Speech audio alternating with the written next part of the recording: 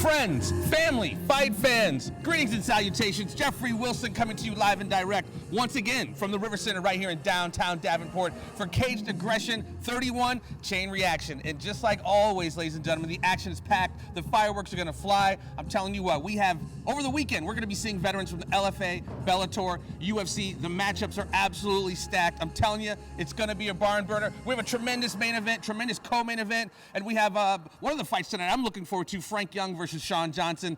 Several months ago, Frank Young and Sean Johnson met, and Frank Young made very short work of Sean Johnson. He's looking to try to replicate that performance tonight. Our co-main event, Damian Abbey making his first appearance in the Caged Aggression cage. He is a LFA veteran. Martin Vancil, no stranger to the Caged Aggression cage.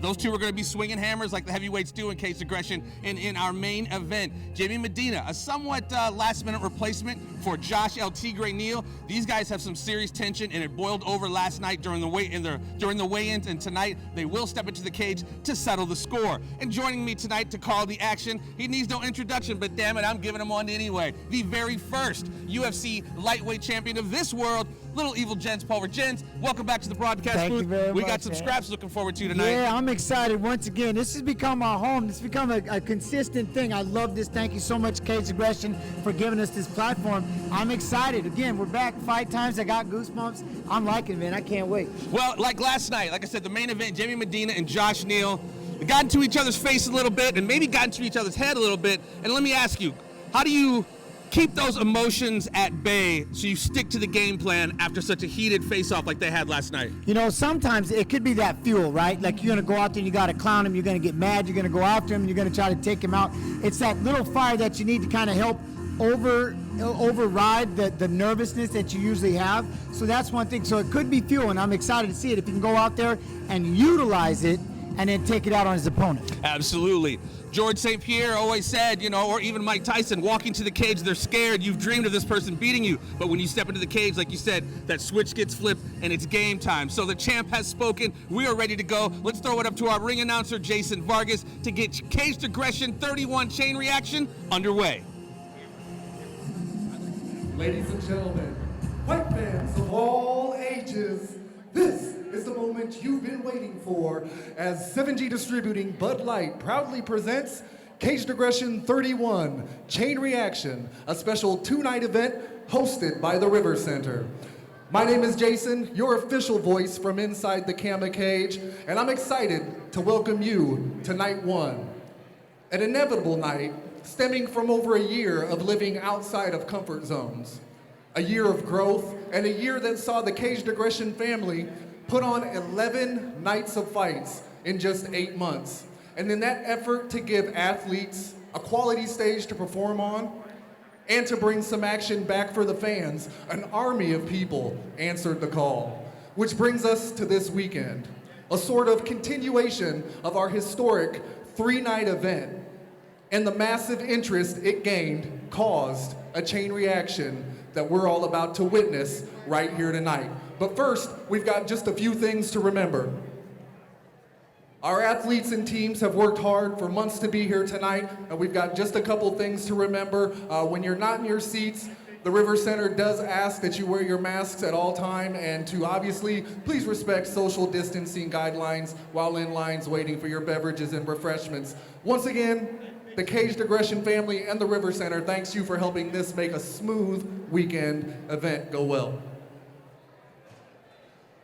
Special thanks to our event partners for helping to make the entire weekend possible.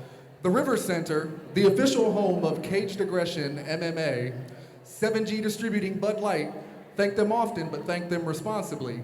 La Quinta Inns and Suites, Ducky's Formal Wear, Galesburg, Country Financial Representative Jason Lundberry, McCarl Family Racing, Yabba Dabba's House of Glass, Baldwin Builders, The Sneaker Vault, Elite Loyalty Combat Sports Management, Stand and Protect, and the Pearled Up Podcast presents. Let's give all of this weekend's event partners one more round of applause, ladies and gentlemen.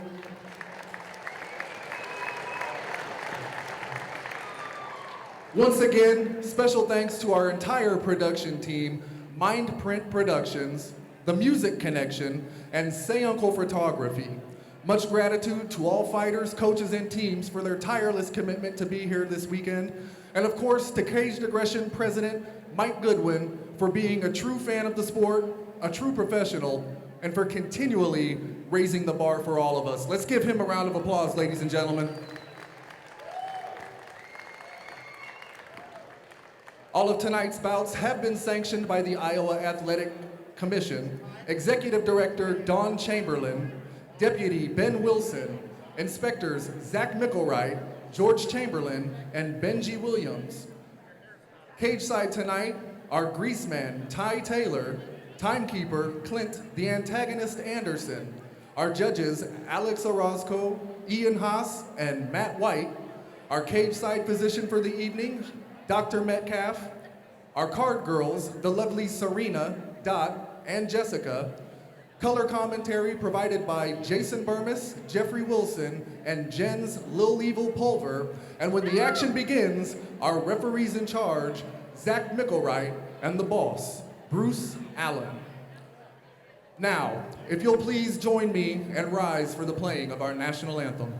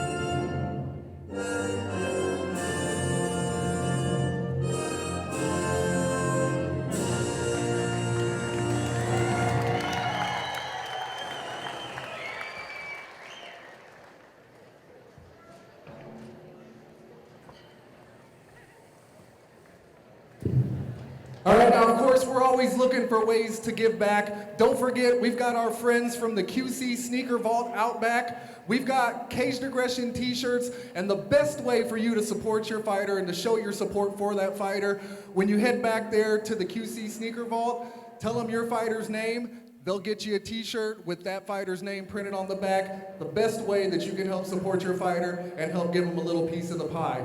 Now, River Center. We know what time this is, probably my most favorite time of the weekend. If you're ready for the action begin, I need everybody in this building, make some noise. Let's let those fighters hear you in the locker room. Come on!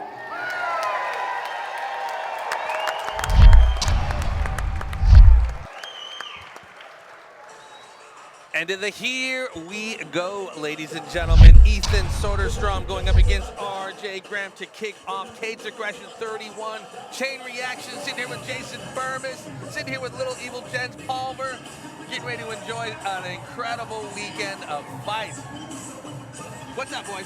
Nothing. What are they getting ready to do? The good foot, the bad thing? You know, the good foot do the bad thing. You know how it is. Man, I got to hear that first. Absolutely. Ethan Soderstrom is making his way to the cage first, fighting out of Southern River Gladiators Wrestling out of Lancaster, Wisconsin.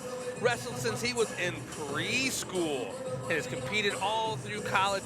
MMA just made sense as the next step, of course.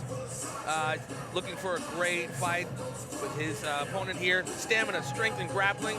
Feels that's going to be the deciding factor for him. Looks up to Daniel Poirier and Anthony Pettis. Some pretty dope people to be looking up to. For sure. Very accomplished mixed martial arts. He started training his freshman year in college, then got recruited to wrestle for the University of Dubuque, did well there, and then decided to move home into his own hometown and to set up his own little wrestling MMA club. Looking forward to this matchup. Bermas, how are we looking as we start out on the polls, my friend? We got Ethan coming in at the favorite of almost 60%, and then RJ a little over 40%, but closing the distance according to the fans. Well, and you know, the fans have not been too off with, you know, when we come into a lot of these fights, the fans kind of have a little bit of an idea what they're talking about. A lot of it's been half and half, but as we watch R.J. Graham get ready to make his way into the cage, fighting out of Marty's martial arts, out of Silvis. Always wanted to fight, but instead he got into the military. Different brand of fighting. Got out, and here he is. Thinks it's going to be his great fight, and honestly, almost very comparison to his opponent. Grappling strength and determination are his defining factors to pick up the W. Looks up to Jake Malik, an individual who picked up the W in one of our last cards, picking up a title, in fact. Looking forward to this one. Looking forward to this entire weekend of fights, man. We have a lot going on tonight. We got the co-main event, Darian Abbey making his debut in the cage aggression cage, going up against Martin Vancil, who is no stranger to the cage aggression cage. And then we got our main event, Jamie Medina going up against El Tigre, Josh Neal. You know, I'm a big professional wrestling fan, and I always like to see a little bit of sizzle to the steak. These guys got into it during the weigh-in last night, which always makes for a good matchup. Well, you look at Ethan here, and he is focused. He's ready to go. Stone cold on his face. You got RJ coming in the cage right now, knocking on that cup. Ethan looking like a baby Brock Lesnar. I was gonna say. He got that Brock Lesnar-ish going on, especially with the wrestling. I love the background, right? Like, finishes wrestling, the next best step is get into MMA and Ladies fight. and gentlemen, Same route our I first took, bout of the evening is scheduled for three-minute rounds in the Caged Aggression Amateur Light Heavyweight Division, powered by Stand and Protect. Introducing first, fighting out of the red corner. He stands 5 feet 10 inches tall and weighed in at 202 pounds. He trains at Sup's Gym and SRG Wrestling and is sponsored by Emerald Buddha Tattoo and Southern River Registered Longhorns. Joining us from Lancaster, Wisconsin, Ethan Soderstrom. And his opponent, fighting out of the blue corner. He stands 5 feet 10 inches tall and weighed in at 202 pounds. He trains at Marty's Martial Arts and is sponsored by the Carriage House, Smoking Dog, and Sweet Dreams. Joining us from East Moline, Illinois, R.J. Graham. Both of these young men coming in built like a fecal brick house. Low center of gravity. Let's see which one of these guys are going to be bringing the hammers. We'll see where it goes. As we begin the first fight, Caged Aggression 31, chain reaction is underway. The man Graham opens up with an inside leg kick. The one issue right there is he just, again, Soderstrom looks like he's a little off balance. Now he's trying to find it, get comfortable. But Graham is definitely rushing him and keeping him with those knees. And the way he's kind of looking at nice takedown. Good job, but a good recovery by Ethan. That's what I was going to say, though, that one thing. Utilizing those hands and those knees can open it up and kind of make that wrestler in an awkward position, right? You got to learn how to add that into the arsenal. But the way that he was able to recover and get back into this, he's got to worry about a leg now. Going for that leg right now. Looking at it. You're looking at it. And he might have the ankle lock, but nope, gets it out. Good roll through, good roll through. Soderstrom, yeah, with a nice reverse. Good left. A lot of action in the first minute here. RJ's cut. We got a little bit of leakage going on, not too heavy. And let's talk about that suplex takedown for a minute, gents. He wasn't able to get it fully over and then ended up on his back. What did he need to do to actually take his back? Well, it's the rotation. You're trying to throw them flat to their back. You just got to put a little more hip into it. It was more of a falling backward, but in that backward, like you got to have the turn the way that Ethan just did right there. As you're pulling him back, you got to kind of lift, and it's a salto over-under position, throwing them straight to their back. And Ethan now comfortably inside control. See, he has the wrestler right now. This is the perfect spot for Soderstrom to sit back and start raining, trying to throw punches. Don't get too crazy. Keep that hip down and flat so RJ can't get a knee and an elbow in to start getting guard back. He doesn't look like he's trying to, but that's one thing is Ethan right here, knees to the stomach, small punches to the head. Don't get too crazy and realize what you got a very good position right here. There you go, steps right over. I was just going to ask you to go for the mount. There, he did it. Turn, Soderstrom, taking the back there. Not quite have the hooks in there to be able to control the body, but yeah, there he is. Got him flattened out. Let's see if he can take advantage of it. Well, he's got both hooks in from the bottom, a little bit less than a minute to go here. Ethan doing the work from the top. Goes back to side control. Graham does a good job of grabbing that leg, but that's the one thing right here. Ethan can just sit there and score the points, nowhere to go. Hold the position, maybe get that Dagestani handcuff with your left hand, control that the outside wrist control right there. I think he's trying to grab it there, and just keep RJ stuck in that position right there and just beat on it. There you go. Seems to be exactly what he's doing there, champ.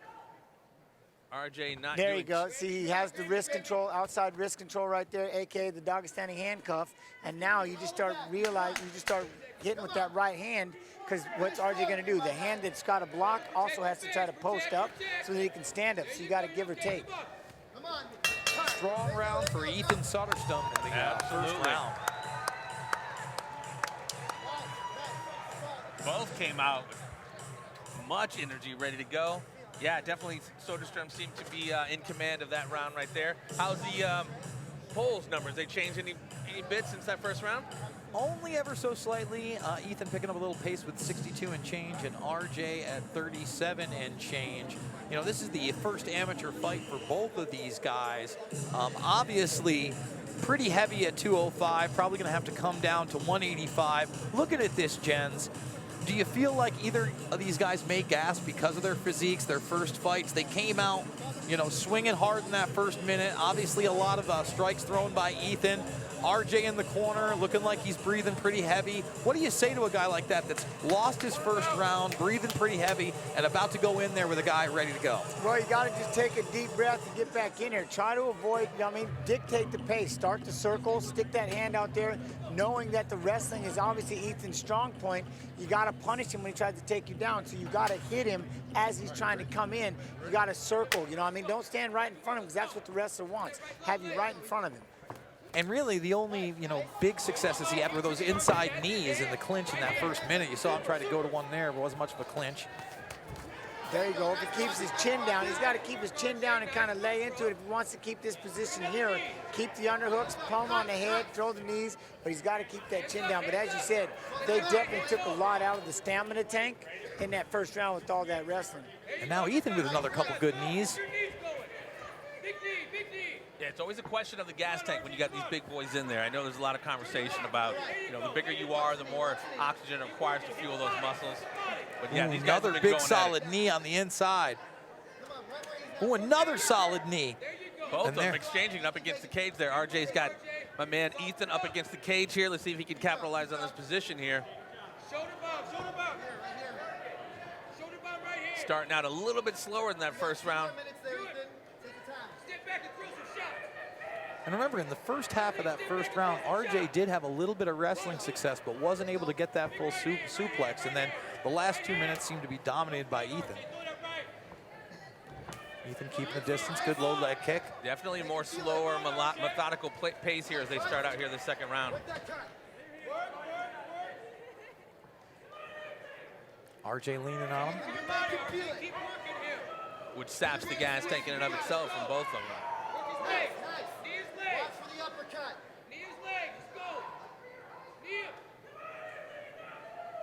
Both of them exchanging knees here up against the cage. RJ with Soderstrom pressed up against the cage. Soderstrom swinging their both. RJ, wow, it's a boxing match. Whoa, both giving the ones and twos right here up against the cage. Taking a deep breath, stepping back and trying to throw it out real quick, which is great. Both getting in 4 punches, slow him down. He's gonna go to the guillotine.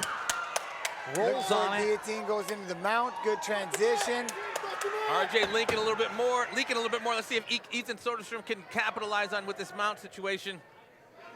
Now, there's been a couple of moments, including that one, where I would like to see Ethan try to step over one of those arms and maybe go to the crucifix position to finish him. Although he is finding success with the full mount, you can see RJ's able to tie him up right here. Only 34 seconds left. Got to limit that distance right there. Otherwise, someone like Ethan with all that power will start dropping them 1s and 2s on your face. Well, Ethan was also having success in that first round, like Jen said, you know, taking his hand, cuffing it, and then coming in with those uppercuts that were coming in and outside of under the arm. See, he's figured it out. Now this is his spot. Keep this side control. It's better than the mount. You don't have to sit up there. You can control more. You can work for that crucifix. Put your knee down on that arm, but start to control it. Throw knees to the body.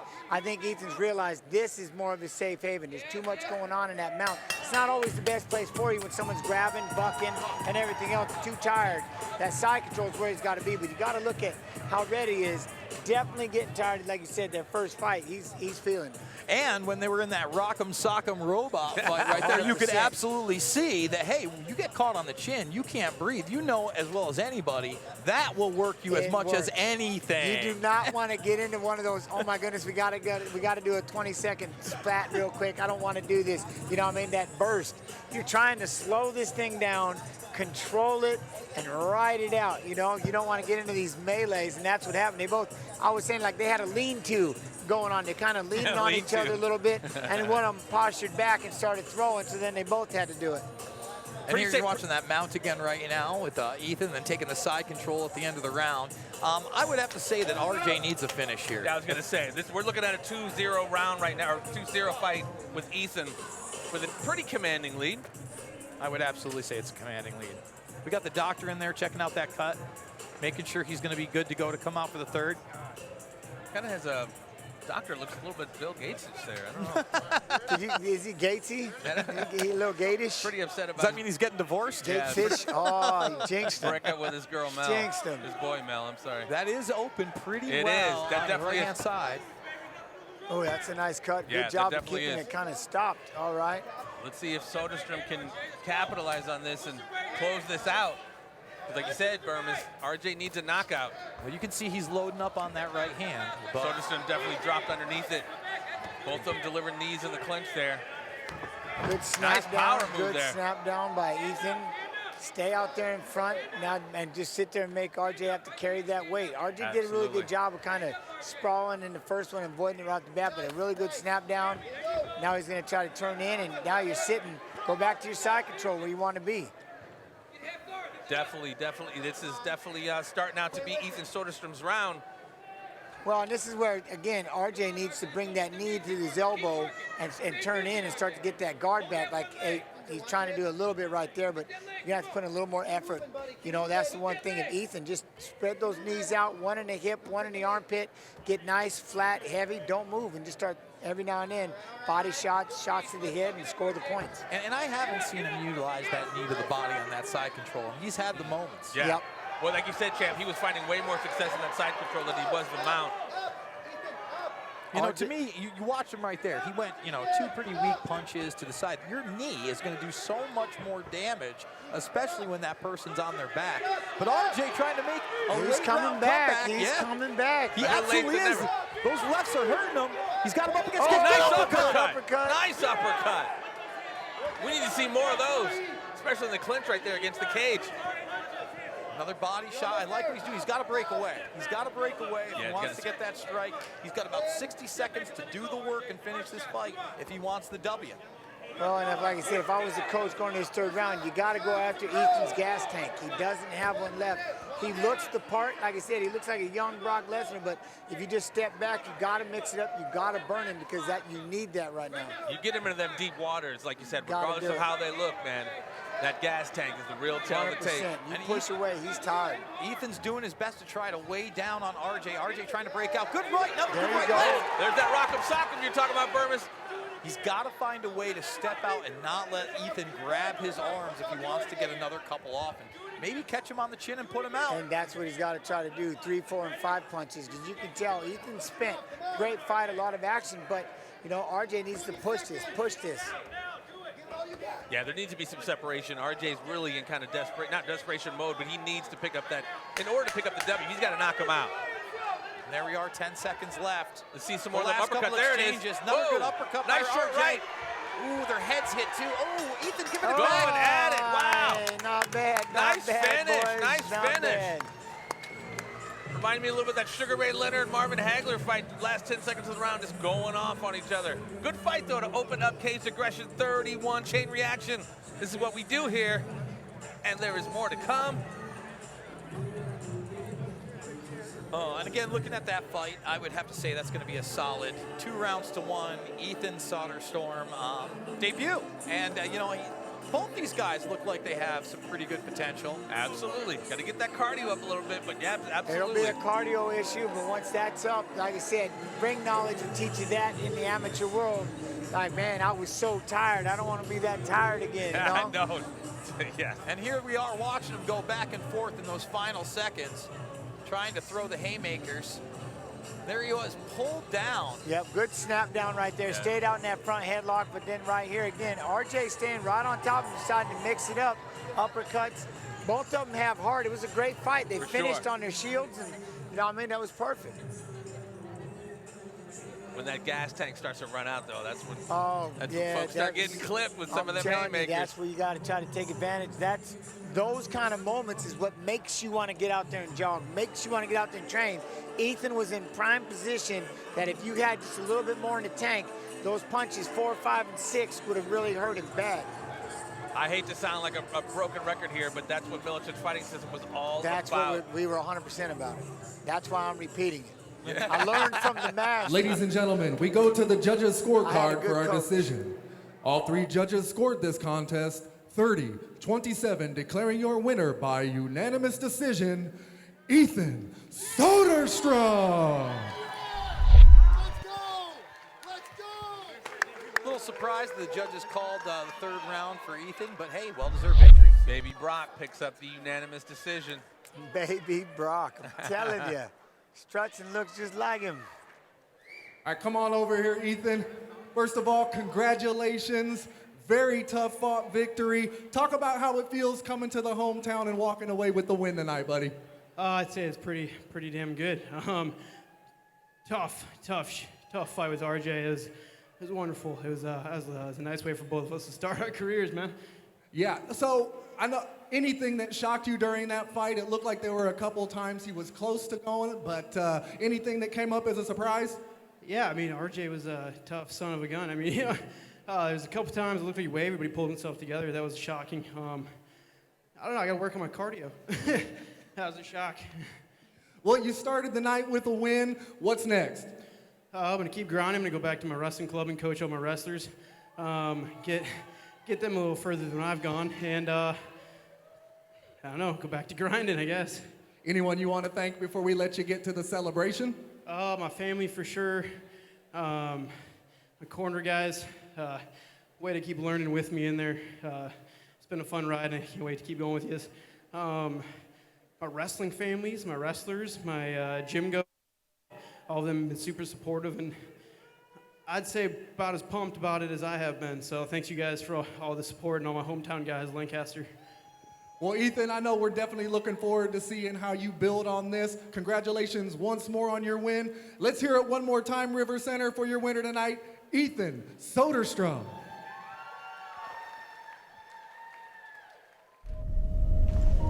Where's the Bud Light? It's missing. What a mess. Medieval people. Post Malone. Cedric. Dr. Galagos? Yes, I am. All right, Bud Light legends. Let's do this. That's Bud Light. Bud Light. Hey, sing it, real man of genius singer. That's kind of all I do. Go on, guys. Going up. High five! You got it. Oh! I loved you, man. All right, let's get out of here. Oh, the Bud Light's back. Nice. The Bud Light legend saved the day.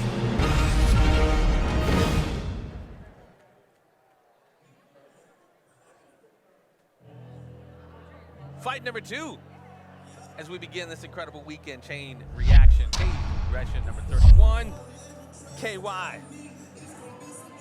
That's what I was told. KY, Kalishore going up against Dayton Coyle. And here we go. Dayton Coyle out of Iowa, top team, making his way to the cage first. Seneca, Illinois. Didn't get into wrestling until college, so MMA was the next step after college. He's happy to have a tough opponent and an opportunity to fight for a great regional promotion. I'm sorry, Dalton, I don't know if you got the memo or not, but Caged Aggression is a worldwide fight promotion, baby. Live on pay-per-view, but thank you so much for stepping into the Caged Aggression cage. He says he's durable, strong, down to get the friction on, apparently. And he has a great team behind him, looks up to GSP. Not a bad person to be looking up to. As Dalton, Big D, Coyle, makes his way to the cage to get ready to get on the good foot to do the bad thing. Any poll numbers we need to be paying attention to, JB? We got it almost down the middle with KY coming up with 52% and Dayton Cole at 48% just trailing. So almost dead even. Fairly neck and neck. We shall see.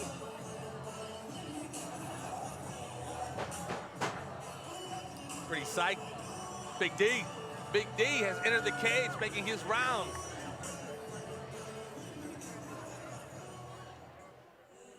As he awaits his opponent, KY, Kalishore. Coming out to, I could be complete, I don't even know. Who is this? Who is this, Bermas? You're the one that came in with the music. I have no idea. I want to say Salt and Pepper, but I could be completely wrong. I think it is. This is Salt and Pepper. Is this What a Man? Is it What a Man, What a Man, there What you a go. Mighty, There Mighty you go. Good Man? Fighting at a chosen few out of Madison, Wisconsin. Started wrestling at a young age. Always interested in MMA. Tried it and loved it. You hear that so often, man. Once people try it out, they're absolutely hooked. With all the respect to his opponent, but he thinks this will be an easy, quick fight. Oh, I like this. No shortage of confidence Confident. on part of KY. Feels his strengths are everything. He trains everything all the time. I train my skills like you love your kids. Uh-oh, he's starting to cut promos pro wrestling style. Doesn't look up to anyone in specific, but each fighter has something positive to take from them. I like that. I like it. Bruce Lee, Jeet Kune Do style. Utilize what is useful and discard what is not. Definitely got the confidence. You can't have any shortage of that, stepping into the cage, aggressive cage, or any cage for that matter. And with a name like KY, he feels... KY with the song What a Man, What a Man. Well, and he says he's slippery as fuck. With a name, I'm sorry if I curse that, you can bleep that out, but with a name like KY, you gotta be slippery, right? Ladies and gentlemen, our next bout of the evening is scheduled for three 3-minute rounds in the Caged Aggression Amateur Welterweight Division, powered by the Pearled Up Podcast Presents. Introducing first, fighting out of the red corner. He stands an even 6 feet tall and weighed in at 170 pounds. He trains at Iowa Top Team, joining us from Clinton, Iowa, Dayton Big D Coyle. And his opponent, fighting out of the blue corner. He stands 5 feet 10 inches tall and weighed in at 170 pounds. He trains with the Chosen Few Gym and is sponsored by UW Provisions, Keeman Lawn Care, and Total Athletic Performance. Joining us from Madison, Wisconsin, KY Jelly Kalishore. Glaring at each other from across the cage. Locked and loaded. I like that pace. With a name like Big D, you got a rep to protect. I don't know if it's mixed martial arts or what he's got going on, but Big D is about ready to face off against KY. Ooh, starting Right out off the quick. bat, Nice right hand into a takedown from takedown. KY.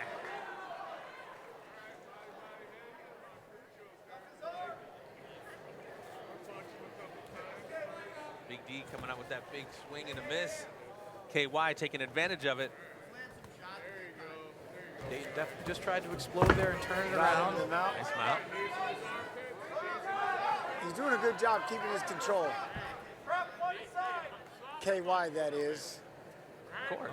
You gotta watch. He's biting on that tongue. You don't want to get caught with your tongue in between your teeth and your mouthpiece. Well, see, the one thing right here, if you look at the way that Coyle is just body locking and trying to squeeze on him, that's one thing. So now KY can just kind of sit back, just rain his punches. Don't try to force yourself, push down on that face. There you go. Make it uncomfortable. That's what you want to do to get him to let go. Really good job right there. And he used that elbow to separate so he could get that hand out there and start striking. Yep, Nice control from KY. Yep. Nice body control. He's really using that elbow really well to press down and make it feel. Ooh. Dropping them bees on him. Watch from it. the I top. expect him to use it again. There it is again. Laying that elbow right across the face. It's a great job of getting him to break that. That way he can break that hold. Push down on his face, pressure on that nose. I can hear MIletich right now. Pressure on that nose, push down his face, get him to pop so he can pop up, let go of that lock, and then you can start raining shots. But he's doing a really good job again. Keeping the position before he starts striking. You know what I mean? Really good veteran style movement right here. Dayton's trying to buck him, but that guy on top of him is doing a great job of not letting him get even to that 180 degrees halfway mark before he flips him right back on his back. Well, the issue is because most of the times what happens is the fighter on top ends up trying to throw too many punches and starts getting that flurry, and that gives him the opportunity to get rolled or turned. So that's what I'm saying. It's keeping composure first. Doing a good job to make sure he keeps that mount. Good job lacing the legs, pushing down on the face, and just keeping, you know, I mean, more than anything, controlling the position. Big D doing his best to try to pop them hips and get KY off him, but KY's maintaining some pretty commanding control. I'm gonna say KY's all over the Big D. You keep saying it over and over. And they're pretty dry right now, so there's not a lot of slippage. But you keep saying it, I'm like, man, KY is good. And there we go again. Finally is able to kind of roll there. KY but gets KY's his still back. on his back. Absolutely. About 25 seconds left, folks. Now here's the question. At some gents. point, why don't we just call him Kai? That's what I was thinking. Hey, Why don't we call him he said KY. Okay. That's the only reason I went there, boys. Okay, all right. I'm just making sure. Believe me, I want to say Karate Kai Kalishore. There it is. There you go. There we go. Back. Good job. Is it in there? Composure. Is it? Composure. That's in there, boys. That's deep. That is in there. Time. He's trying. Oh, he tapped him with seconds to go in the first round. KY. Whoa. I like this kid. What a Big D almost saved by the youngster. bell. I mean, let's talk about that. You could not be more Textbook composed. composure, setting it up, allowing Coyle to make the mistake, and just drifted him right into it. Really good job. Really good job. Wow. I mean, there wasn't a moment in that fight he was in trouble. You looked at Dog come in there, and he came in there with a big swing. He was on his back most of the time. He was only able to roll over with about 30 seconds left, and with that 30 seconds, he was able to put that choke in and finish the fight. Well, and that's it. He did, like I said, KY did a great job just keeping his composure, throwing the shots when he needed, pushing on the face, but more so keeping the position, keeping that mount, not getting into such a flurry where he lost it, and was able just to set him up. How much time was left there? It had to have been seconds. Maybe 2, 3 seconds. Oh, yeah, it was tough to say because it was under 10, and they'd taken the clock away. But yeah, literally seconds to go. Exciting KY stuff. slippery over Big D with a very impressive, commanding performance, without a doubt. And the coach with the awesome Caucasian shirt in there, if you're not catching it's a good one. Oh, I love the jokes. And look at here we're looking at it, and his face is beat red. He doesn't want to tap. You can start seeing that right hand. Oh, it might go limp, and that's when he finally taps out. Ladies and gentlemen, your referee, Zach Mickelwright, to this contest at 2 minutes, 59 seconds into round 1, declaring your winner by rear naked choke, Kalishore.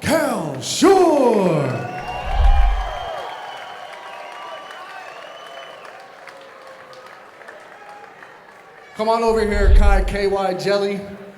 All right, first of all, man, congratulations coming in here. Caged Aggression debut, picking up the big win, man. Talk about some of those scrambles in here, because I heard a few comments cage side talking about how heavy you looked and how much control you had with your hips, man. Was that the plan, coming in here and controlling things on the ground tonight?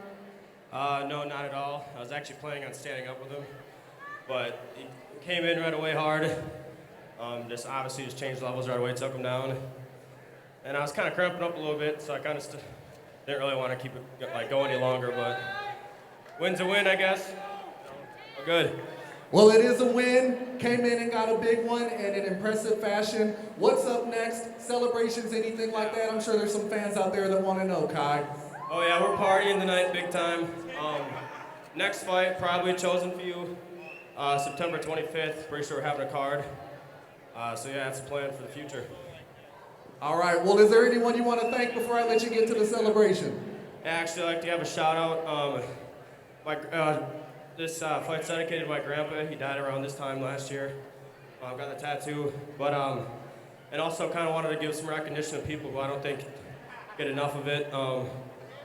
Obviously, teammates and coaches for everything, but also kind of the trailblazers of the sport in this area, at least where I'm from, like people from my gym, Mark Lemiger, Alex Gilpin, Alex Bleasy, Dante Skiro, even like Gerald Mearshart or Anthony Pettis, just kind of making it easier for us guys to really just do the sport in general, I guess. For sure. Well, look, you definitely represent a top-notch gym. Looking forward to more from that gym. Definitely looking forward to seeing what comes forward in your career. Until then, ladies and gentlemen, let's hear it one more time for your winner, Kalishore. That's hilarious. Ooh, hey.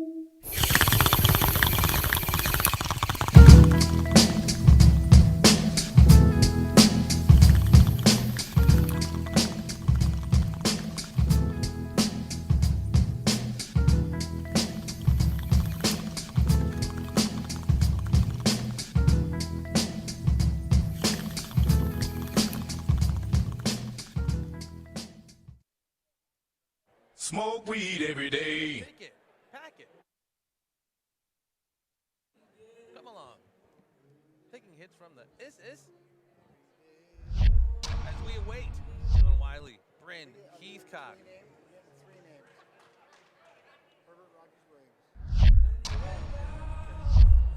And Dylan is coming in at the considerable favorite of 76% plus. Interesting. As he walks down into the cage looking pumped up. Fighting out of Pedigo Submission Fighting Hard Drive Performance Center, Macomb, Illinois. Got into MMA through BJJ. Excited to throw down with a striker, he says. Feels like most of the fighters feel they're very well-rounded.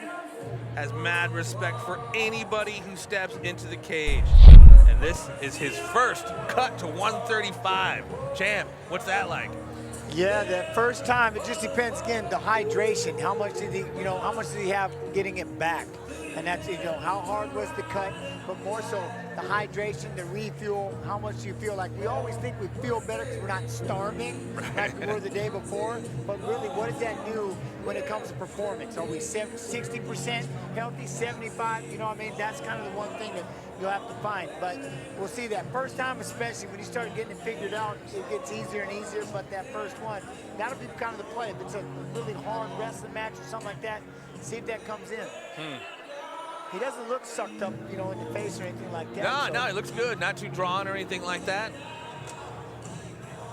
Well, coming from the Koch brothers camp, they do get you very well prepared. Obviously, Eric Koch, who's in his corner, a UFC veteran. And that's exactly who that was, isn't it? Yeah, that's Eric. Okay, yep. That's what I was asked. All right. So he's in a top-tier camp, but you know that Bryn Heathcock isn't going down without swinging. The Jedi, Bryn Heathcock, fighting out of Far West Martial Arts, Point Arena, California, Decatur, Illinois, coming out to a little bit of DMX, Dark Man, R.I.P. Started his training in an outlet to express himself, wanted to get himself out of trouble. We hear that all the time. Kept him out of trouble, out of the streets, probably a lot of trouble, he says. Excited for this fight, but he doesn't see it being much different than most fights. The guys who want to stand up until they start getting hit, and they want to turn it into a wrestling match. He believes his striking, his experience will make a big difference. Says his heart, which you cannot touch, his cardio and his striking versatility, his comfortability wherever the fight goes, he feels will be the difference maker. Looks up to the Diaz brothers, Anderson Silva, Fedor Emelianenko, Uriah Faber. Not a bad group of people to be looking up to. Not a bad group at all. And we're still maintaining the same numbers. Looks like Dylan Wiley maintaining a poll number surpassing Brent Heathcock at this point. Yep, he's 72 and change, and Brent Heathcock only at 27% and change. You wonder if he's going to pull the upset. But again, he's got his work cut out for him. Without a doubt, Brent is no joke, man. Lightweight guy, but he brings the hammer. Stop. Rest in peace, DMX. Without a doubt. 100. 100.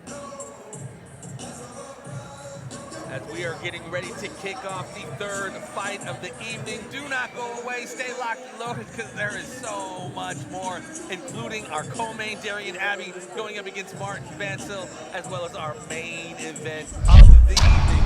Timmy Medina going up against LT Great Josh Neal. It's going to be a banger. Ladies and gentlemen, our next bout of the evening is scheduled for three-minute rounds in the Caged Aggression Amateur Bantamweight Division, powered by Elite Loyalty Combat Sports Management. Introducing first, fighting out of the red corner. He stands 5 feet 8 inches tall and weighed in at 135 pounds. He trains at Pedigo Submission Fighting and Hard Drive Performance Center and is sponsored by TC Tent Shop and Western Illinois Detailing. Joining us from Macomb, Illinois, Dylan Wiley. And his opponent, fighting out of the blue corner. He stands 5 feet 9 inches tall and weighed in at 135 pounds. He trains at Skywalker MMA. Joining us from Decatur, Illinois, Bryn the Jedi Heathcock.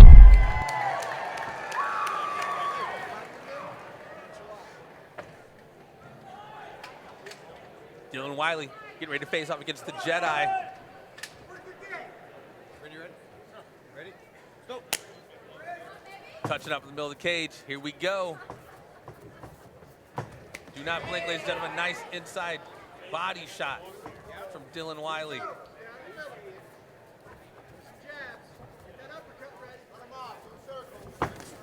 Ooh. Bryn caught him with that left on the inside right there, coming in. Those are the ones you got to watch out for from Bryn, man. He could sleep you in seconds. Dylan Wiley clearly no slouch either, but here we go. Feeling each other out in the center of the cage here.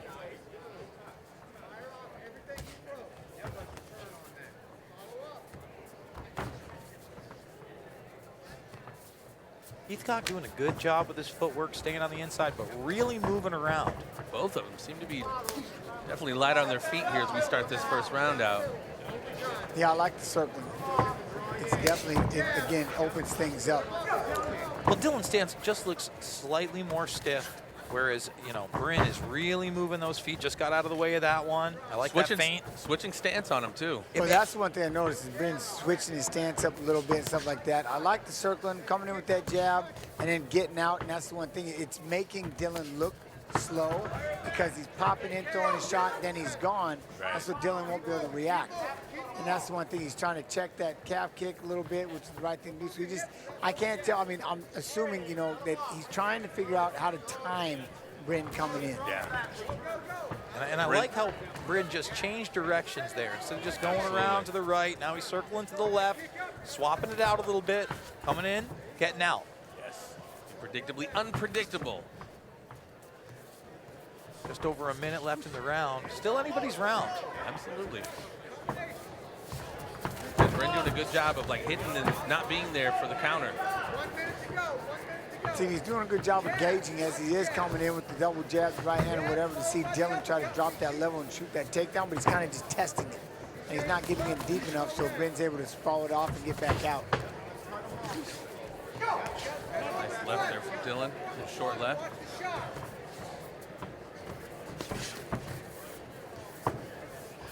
Clearly feeling each other out here, making themselves not too stationary and an easy target. Yeah, definitely a big feeling out process here. Nobody's really exploding. Nobody's getting too sloppy. Those guys getting educated. You can tell, like I said, circling around, looking for that opening, trying to find the one thing and add in some more punches, a couple more punches in the combination. You know what I mean? Throw a couple punches, then a kick, or a kick and then 2 punches. Try to open it up a little bit.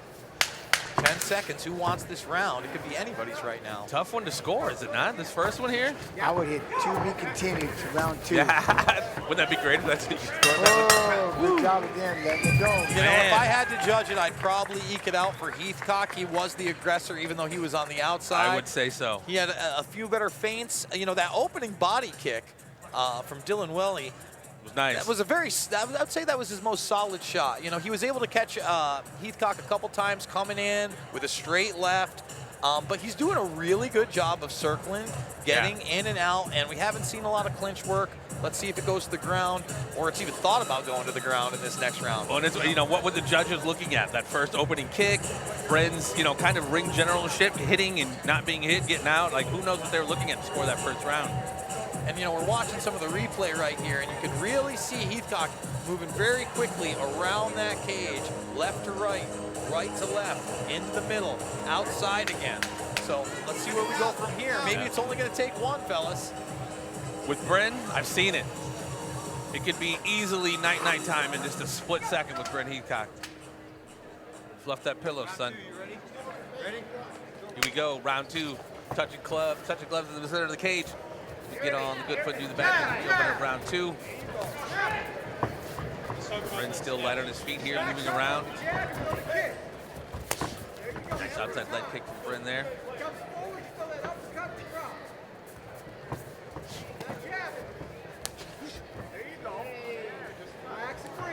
Bren definitely staying busier, hitting and not get hit. Looks like Dylan's kind of loading up, kind of waiting for maybe that one shot. Oh, nice. Good counter. And that's surprising because he's keeping that right hand high. You know, you think that's the one he's going to be able to block. Right. It's the left hand he's holding way lower, and he's still getting caught on the other side with those strikes. That's what Bren seems to be so good at, man, that split-second counter punching. Yeah, he stepped in at a different angle, was able to throw that hook inside and counter and catch him in that open spot. And that's the one thing, again, Dylan's having a hard time letting his hands go because, again, the movement by Bren, right? Yes. The movement by Heathcock is definitely causing him issues. He's stepping, he's slapping, then he's getting out of the way. And it's just hard because you don't want to take that big, quote-unquote, desperation punch. You don't want to try to step too far in there. But he's got to get in there and kind of, what he needs to start doing is cutting Bren off and try to corral him. He's got to start corralling him so he can utilize his hands. Nice counter right from Bren there. And Bren is definitely fighting like the longer fighter, keeping him at bay, not letting him get in. 100%. Yes, sir. Utilizing his tools. Again, Dylan swings, and he's just on the outside of that punch. He's not getting hit with it. And there he comes in. You know, they're not hitting solid, but they're definitely skipping across. Yeah. A good leg kick right there, keeping him looking. Bren's still doing a good job of hitting and getting out of there, so Dylan can't engage in any kind of counter punching. See, it's dawning on me what it is. Dylan, he's not, how do I put this? He's not leaning into the punches enough. He's just kind of half, look, he's kind of half feigning like he's gonna get in and like he's just putting his toe in the water, but he's not punching. And if you watch if you watch the way that he's approaching, coming after Heathcock, that's exactly what's happening. He's just out in front of him, like thinking about it, and that's enough hesitation for Heathcock to throw his jab and take off. He's hesitating. See what I mean? He's getting beat to the punch. He's not getting inside. He's making himself look like he's a shorter puncher when he really should be a lot longer. Right, yeah. And Heathcock is looking more and more confident. This looks like a clear Bren round unless something wild happens in the last 20 seconds. He's definitely found his rhythm. Yeah, he's definitely getting into it. Kind of reminds me of Anderson Silva. Clearly not exactly on the same level, but Anderson switching stances, feeling it out for the first round or two, being very elusive. Well, he's certainly not showboating. He's just very, very light on his feet. Look at that. He catches him again with the left as soon as Dylan comes in with that low leg kick. And I'm seeing that a lot, too. When he's coming in with that leg kick, that's when his chin is really exposed. It's high in the air. And you know, Jens, that's where you really got to watch it. You got to be careful because you get popped. Someone steps in on that kick, your chin is open. You got to be careful. Not every time they're going to hop out. Sometimes you step in, eat the punch, fire your two down the pipe. And most times when people are kicking, their hands are down. And right now, the possibility is that Dylan Wiley needs that finish. I would be remiss not to mention that MMA legend and your coach, Pat MIletich, is sitting with us cage side over here. You know, is that who that is? That's who that guy is over here. I was wondering who that guy was. Look at that. Turt Williger over there. It seems like Bryn's movement and elusiveness is really being the difference maker here. We were saying nothing but kind things about Mr. MIletich, I promise him. Love him like midnight loves the moon. And here we go, round 3. The question is, does Dylan need a finish? And I would have to say yes. I mean, that first round, very much in the open in the air, and who knows how the judges scored it. But I'd be hard-pressed not to give Heathcock that second round. Finish or not, what he needs to do is he needs to get in and commit to these punches a little more. Like I said, keep watching. Oh, nice right. He's got to get in there and commit to these punches a little more. He's got to step in. He's got to be a little more behind him. He's got to be a little more about it and get in and have some confidence. And there it is again. He's got to just, he's just not driving in with that shot. Bryn's keeping that left hand a little low. And both those rights were like that, right? He's not stepping into it. It's He's hitting it, but he's not punching through it, I guess might be the way I'm trying to figure out. You know what I mean? Just that little bit of inches that Dylan could be doing differently, punching through the target. That gives you that little more drive, step in, that little bit of lean that he's missing with these punches. That's what Bryn's been capitalizing on, though. He's just not there when you're trying to punch him. He's so elusive. 100%.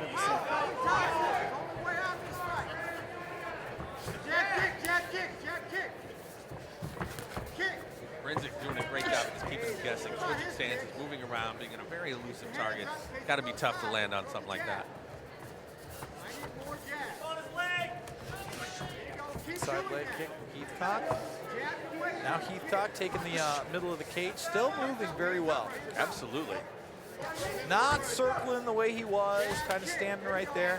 But Dylan's stance hasn't changed much. No, and what he's doing is he's doing a good job of keeping his range. And he's found his range. He doesn't need to circle as much, but he's still keeping it. It's like a 2x4 from chest to chest. He's able to just sit there and move with it.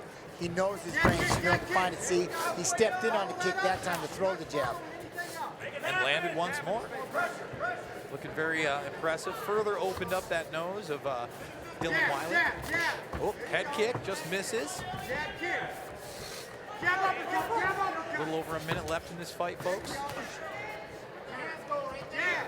Both fighters still staying very busy. Testament to their gas tank.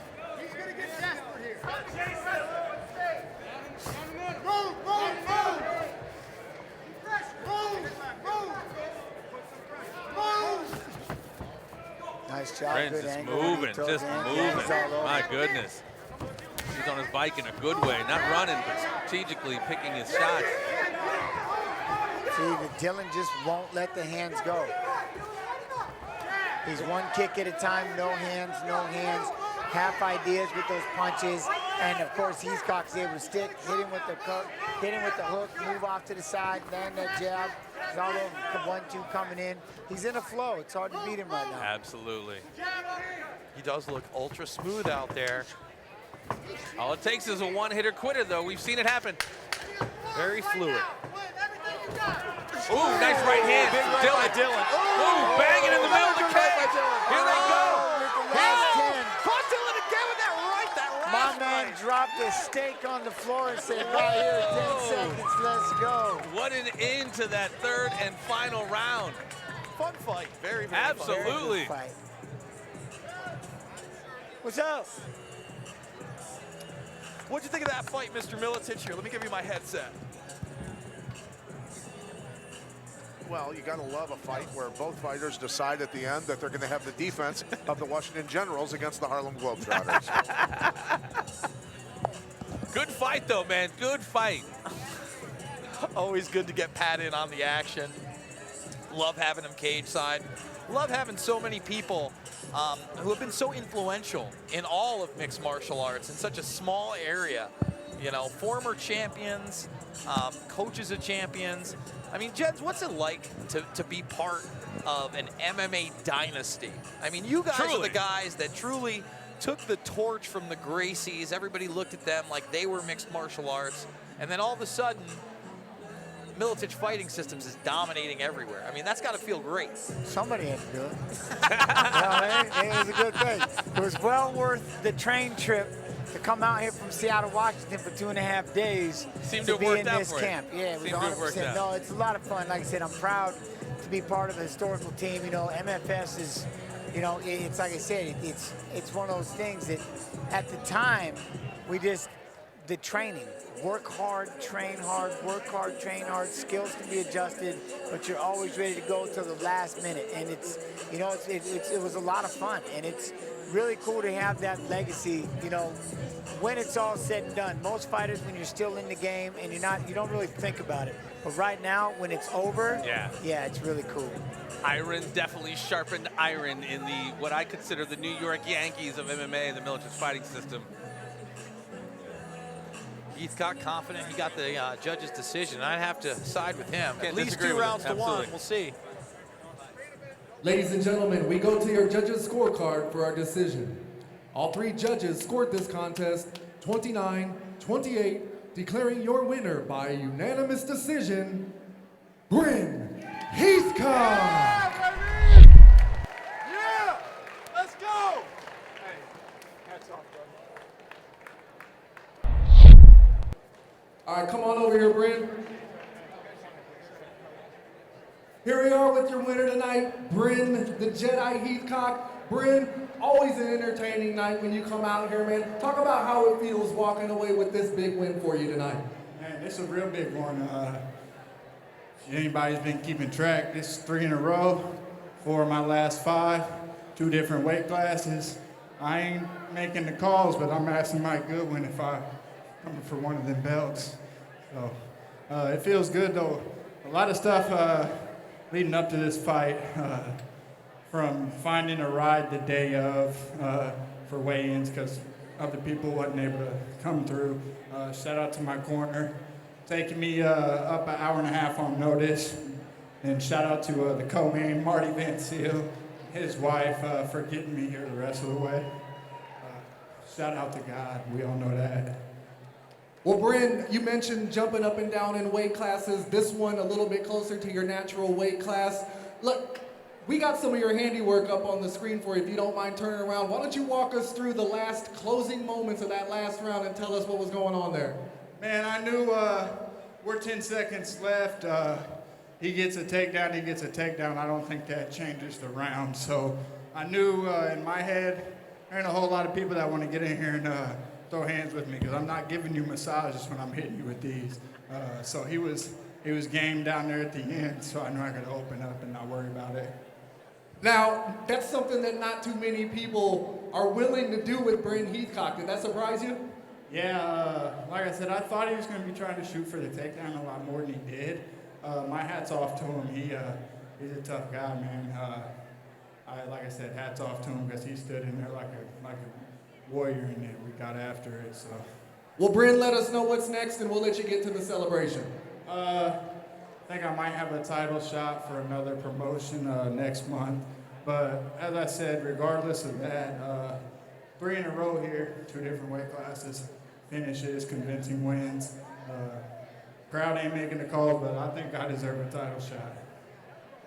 Ladies and gentlemen, if you agree, let's make some noise one more time for your winner, Bryn the Jedi Heathcock. Don't stop.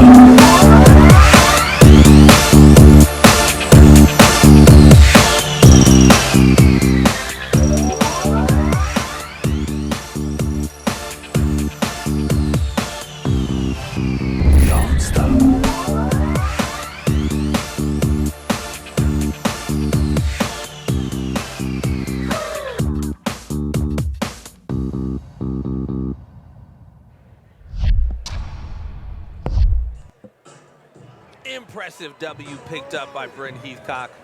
Tightly contested bout as we move into our next bout of the evening. We got Herbert. Y'all want to see a dead body? Hancock, Rogers, Williams facing off against Salvatore, the Sicilian zombie. Skiro. We've seen Dante Skiro, Salvatore's brother, in our last bout. I think it was the main event. Picked up a very impressive W as Sal Skiro makes his way to the cage out of Chosen Few Gym, Madison, Wisconsin. Again, he mentions his brother Dante started doing it, and he figured he'd jump on the train as well. It's a good matchup, he says. Tough fight, but so was my last one. And he won. Thinks his wrestling, plain and simple, will be the difference maker. His role models are his brother, Dante. Wouldn't do it without him. Says he's 2-0 and he loves to scrap. And he is definitely about ready to do that. Obviously, this is not Salvatore coming to the cage. Herbie Hancock, y'all want to see a dead body out of Pura Vida. Milwaukee, Wisconsin, wanted to fight his whole life. Once he was old enough to start training and paying for it himself, he started fighting, and it's always been in him. He's better everywhere, he says. Once he feels my hands, I know he's gonna wanna wrestle, and he's ready for that. Feels that no one hits like him. Feels he's got some hands of stone.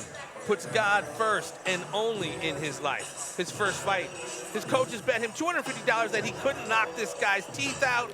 First round, he knocked him out clean, but he was looking for the teeth. Couldn't find any teeth, so he was pissed he couldn't pick up the $250, but picked up the W anyway. And of course, caged aggression and UFC veteran Zach Otto in his corner. Always good to have people like that in your corner, right? It's never a bad thing. Right. Never a bad thing.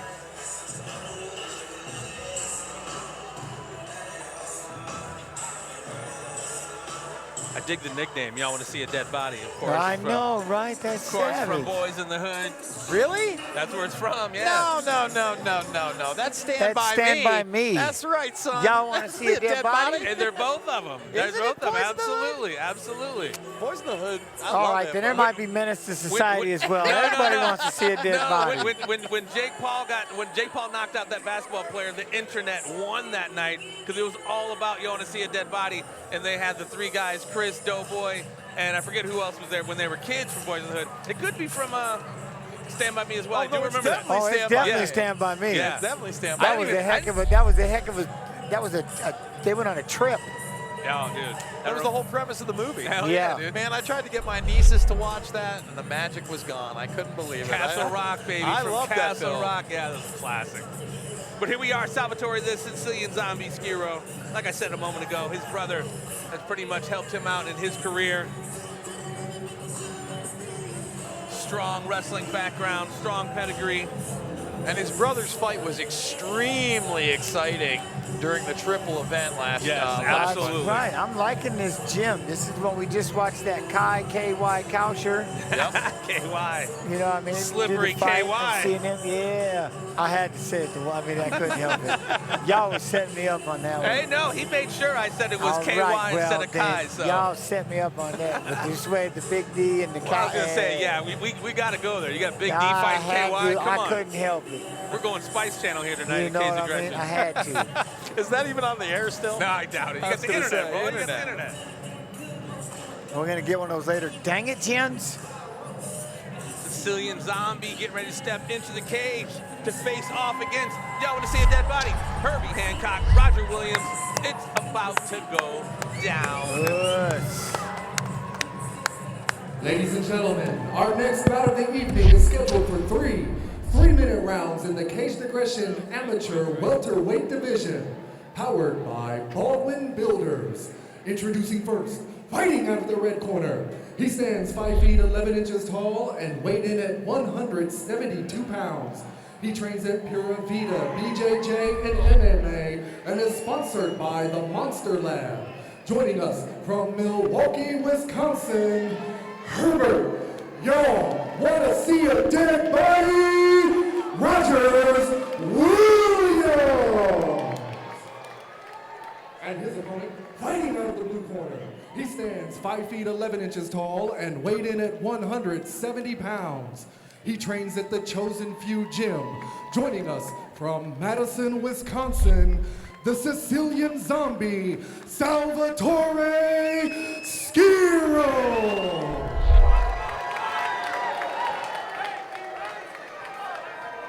Here we go, both these guys fighting out of the land of cheese. And the polls literally dead even 50-50 down the line. Literally 50-50. Holy moly. Here we go, ladies and gentlemen. Didn't touch up. Definitely getting ready to get on the good foot and do the bad thing. Y'all want to see a dead body walking down the zombie here. Right behind that one. Yep, stay long. Right behind that one. Good leg kick, solid. Like we said, Salvatore's brother picked up a big W on that last card in the main event. Let's see if his brother can replicate victory styly. Little front kick. As our polls has it half and half, literally 50%, 50%, 50-50.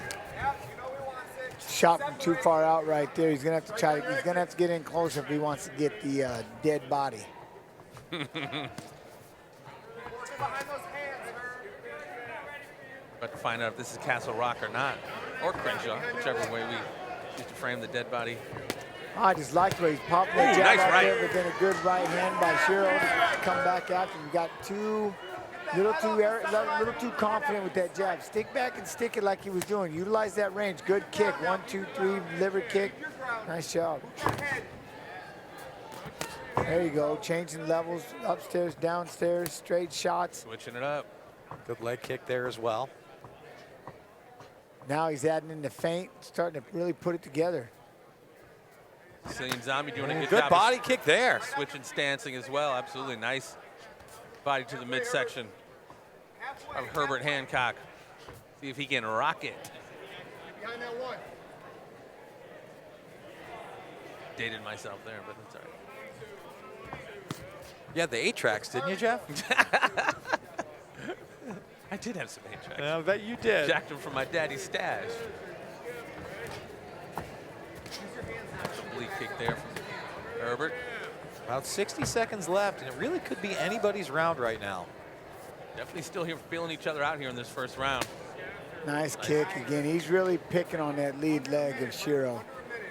That one looks like it might have stung a little bit more. Absolutely. He backed up on that He one. did. It looks like he switched his stance just ever so slightly to try to keep it out of range. See a little bit of redness just above the knee there. Oi, there you go, spinning off. Just in case he tries to come back at you. Nice job. Like the way he's going upstairs then downstairs, switching levels like you said, champ. Yeah, I like the way Williams, he's upstairs, downstairs, throwing that kick, putting the combination in again, that calf kick, he's blasting it, making sure he'll change it up. Catch, he's got to just be careful. Good body Nice shots body right shots. Wants to get in the mix up. He's got to be careful when he goes to try to catch that kick. I get what he's doing. I mean, man is literally punching him in the knee. He's just got to be careful when he tries to do that. Under You got 10 to catch seconds. it up when it's a little higher and then come out with the shot. But I like the idea of it. Definitely finding a home with that right kick to the leg. And if I had to decide, Herbert definitely edged him out in that last 60 seconds. I like his composure. I like his style. I like what he's doing. I like the punches he's putting together. You know, and the same thing with Skiro. I think Skiro just got to get a little busier.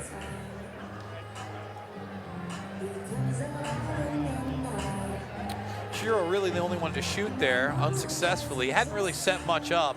And like you said, Herbert looked really good in there, really composed, kept the range, got in and out.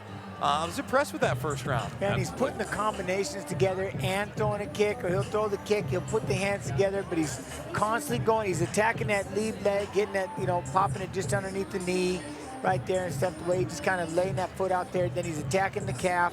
So, you know, I mean, I like that he's keeping that composure. He's in cruise control, moving about 55 miles an hour and just enjoying it, not letting Skiro get him in any kind of scramble. Here we go as we open up round 2. Fairly evenly matched first round, evenly matched pole overall. We'll see how it plays out here in round 2.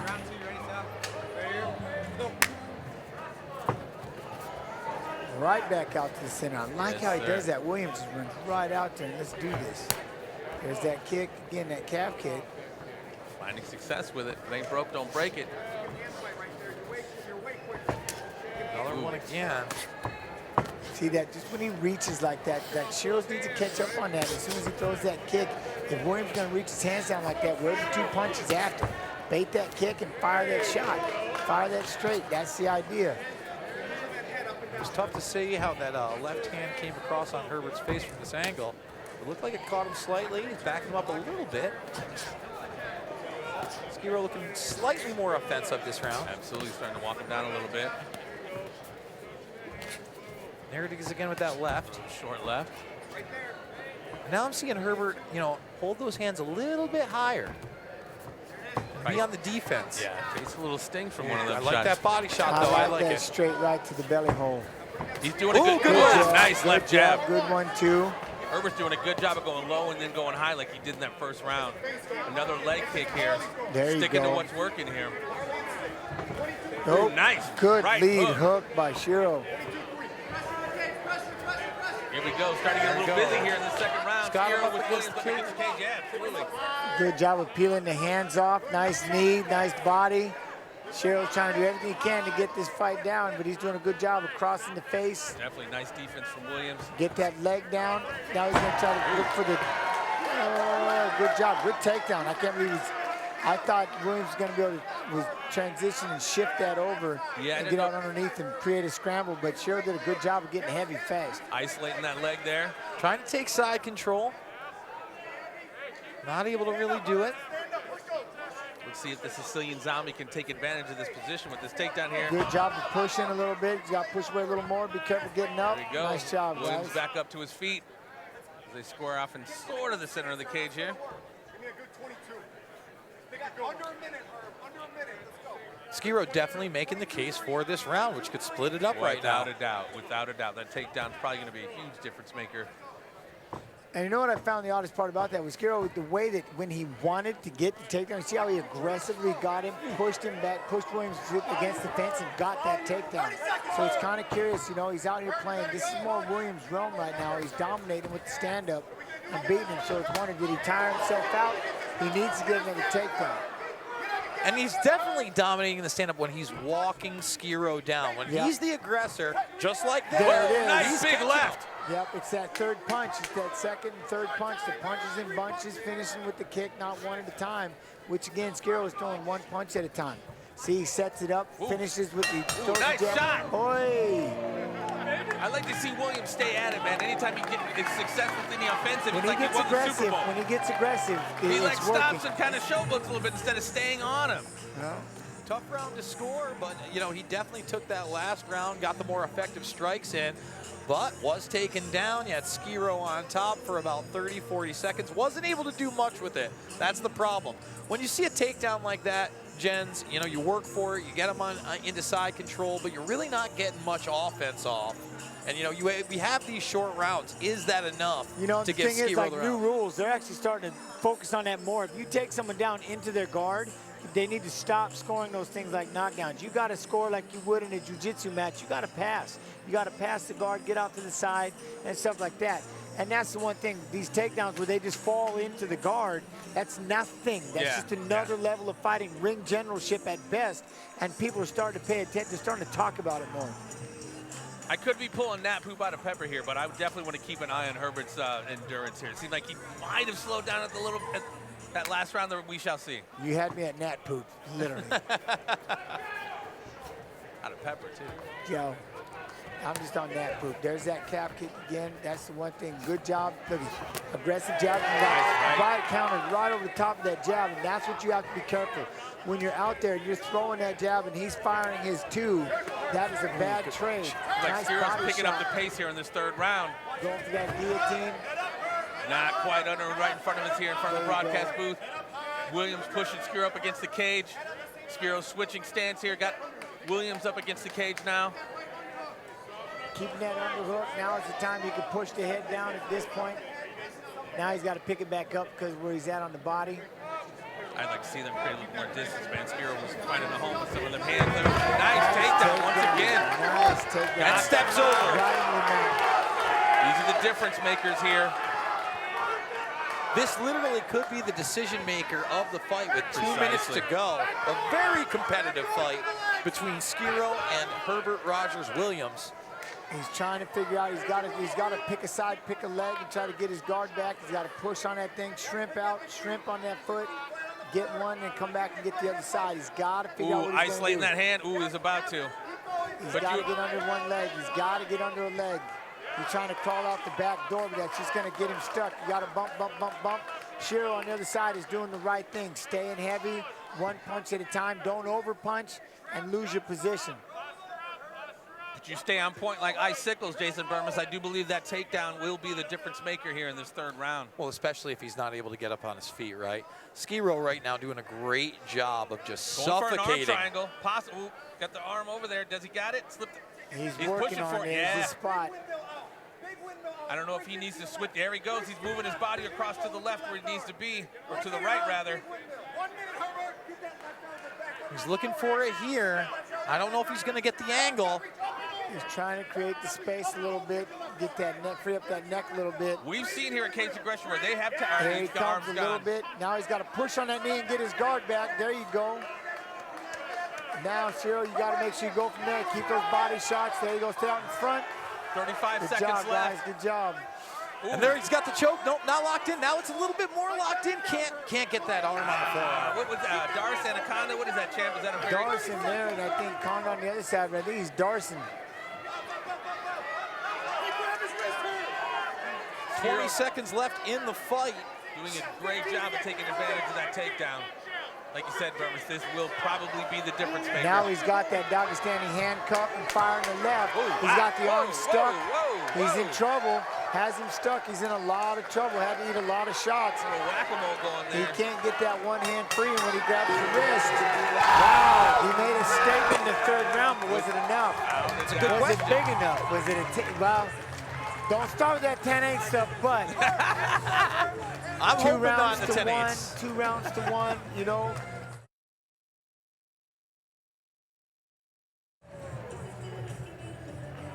Good sportsmanship. Another really good, exciting fight. Without a doubt.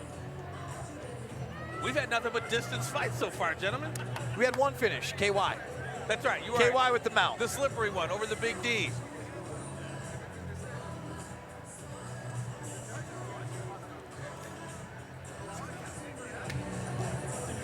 Really good job, though. When he finally did, when he got in control and he got that on the ground in his happy spot, he took over. Again, that Dagestani, when you reach across, you get that far wrist control and you pull that up.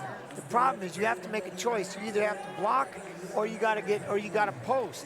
That's when, and I'm throwing left hands. You either gotta eat these shots because you need to push up, or you gotta block them. Now you can't move. That's what makes it so hard when you go cross body, grab that wrist control, pull it in, and then it's just a free left depending on what side of the body you're on. But the way I got it, you're pulling in the right, now you just got a free left on their left. If they got a post, they're getting punched in the face. They got to make a choice. And that's where he was stuck. He got kind of hung out trying to get that leg. But like I said, Skiro did a really good job in that position. Was it enough? What happened in the first 2 rounds? Really good fight. I'd like to see make it a 5-rounder. Really good fight, Title yeah. fight. Can you imagine 2 more rounds of that? That'd be crazy.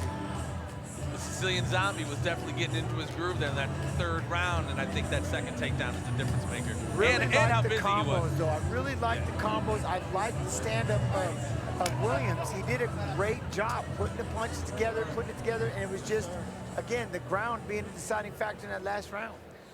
Ladies and gentlemen, we go to the judges' scorecard for our decision. All 3 judges scored this contest 29-28, declaring your winner by unanimous decision, Herbert Rogers Williams.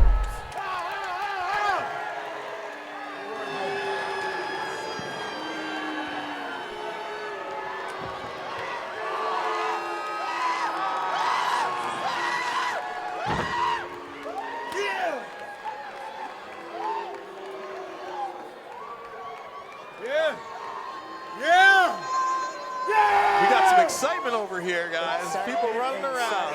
Hey, Herbert. Go! Come on back here. Williams family obviously. All right, here we are after a very, very tough fought victory with your winner tonight, Herbert Rogers Williams. Herbert, first of all, man, talk about coming in here, Caged Aggression debut, and getting such a tough opponent in Salvatore Skiro. Well, I mean, it's an honor. I would like to thank the promotion for allowing me to come on. Also, I thank my coaches for the awesome coaching, for telling me how to coach my way through this fight. But also, I thank y'all for taking the fight to fight me as well. So. Well, look, like I said, very entertaining fight, lots of back and forth. There to close out the 2nd round, there were a couple words that you guys had exchanged. If you don't mind sharing with us, what'd you guys say to each other there closing out the 2nd? To be honest, I don't even remember, my guy. I ain't gonna lie. Well, look, I'll tell you. In the fight, you know, when it's the heated moment, you know, you talk a little stuff, you know, but that's a part of the game. The main motto is to stay focused and keep driving forward. Well, look, you represent a very top-notch team up there at Pura Vida. Tell us what's around the corner, what's next, what's on the schedule for Herbert? Whatever the Lord bring me, I'm gonna take it. I'm gonna just let you know this now. I'm not scared, and whatever you bring, I'm gonna be ready for it. So bring it. it! Ladies and gentlemen, that says it for itself. Let's hear it one more time for your winner, Herbert Rogers Williams. Hey Cage Aggression fans, don't miss out on the official after party at Ruby's Beers, Bikes, and Brats, east on 3rd Street. You get the chance to hang out with the top MMA fighters while enjoying the endless draft selection Ruby's has to offer. Are you hungry? If so, Ruby's Kitchen will be open late, serving you the best brats, burgers, brat burgers, and tacos.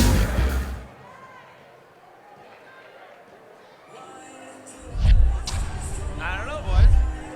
What do you think? You know, a unanimous decision all the way down, 29-28. I was surprised somebody didn't flip it the other way. I can't be angry at that the decision because, you know, rounds 1 and 2 pretty close. But the takedowns, though. I takedown round 2, takedown round 3. He dominated him after the takedown round 3. I agree. I just felt like Williams probably had that first round. I could see how judges gave him the second round. Obviously, Skiro won that third round. Again, I'm surprised all 3 judges had a 29-28 down the line. But hey, Williams family pretty excited about that W. You gotta love that. Absolutely. Well, we digress. Here we are, Tristan Overeem coming out of Petty Go submission fighting Effington, Illinois, as he is going to be taking on Thomas Herrera. Tristan Overeem, his cousin, convinced him to come into a class when he was 14. Got hooked ever since. I think it's going to be a good matchup, he said. Should be a great fight. Feels that his wrestling and BJJ are probably going to be the difference maker. Looks up to, obviously, his coach, Chad Hawkins. A little bit of story on his part. His first fight, he won an IBJJF Worlds in Vegas. Flew back Friday night, weighed in Saturday 2 hours before an event, and then fought. Also in March. Won 2 titles back-to-back. Fairly impressive. There you go. Let's see if he can keep that success streak going as he goes up against Thomas Herrera. Tristan steps into the cage, getting ready to do battle. As he awaits his opponent, Thomas Herrera, fighting out of Nordic Warriors Alexandria by the way of Austin, Minnesota. His brother fought, sparked his interest while still in high school. Seeing a lot of that. Everyone just kind of seeing somebody else do it and then jumps in there and they get hooked. Confident and grateful for the challenge. Feels like his cardio, stamina, ability to push the pace will be the difference maker. Is pushed by all the younger fighters at his gym. Says since December 2015, he has raised $100,000 through MMA.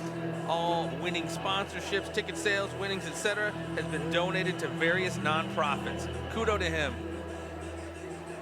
Civic-minded young man as well as a killer. And let's not forget the Kid Rock, huh? I was hearing it. All of a sudden, my fingers started moving. Thank you. He was taking his time coming out, but now I see why. Right. Yeah. Don't you dare come out until he yells. Yeah. Gotta time it. Gotta time it. You have to perfectly. time this one. In the light.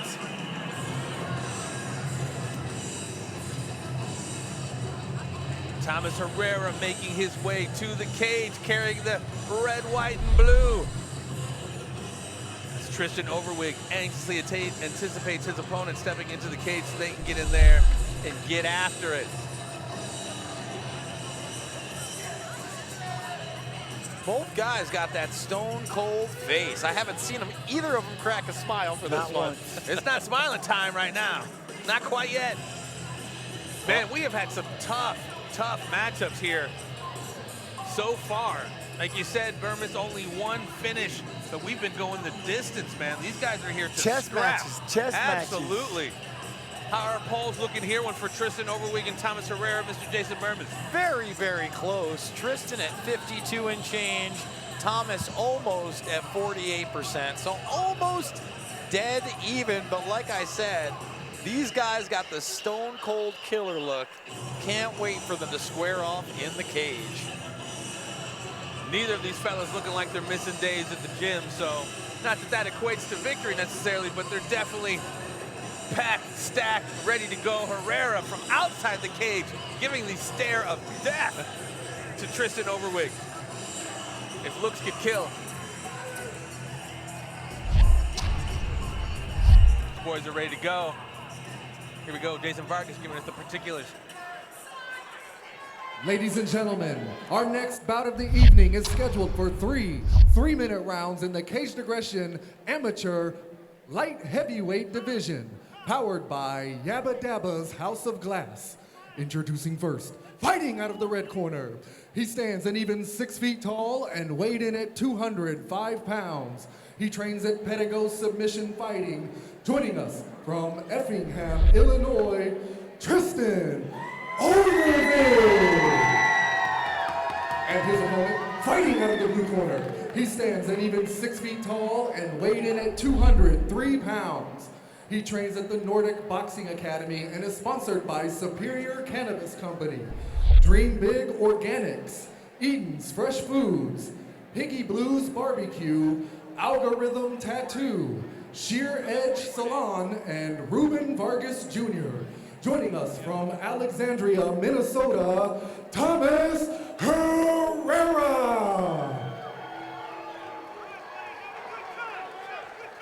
Oh, the first 30 seconds. Yeah, I know, right? And like I said, man, neither of these guys look like they missed a day in the gym.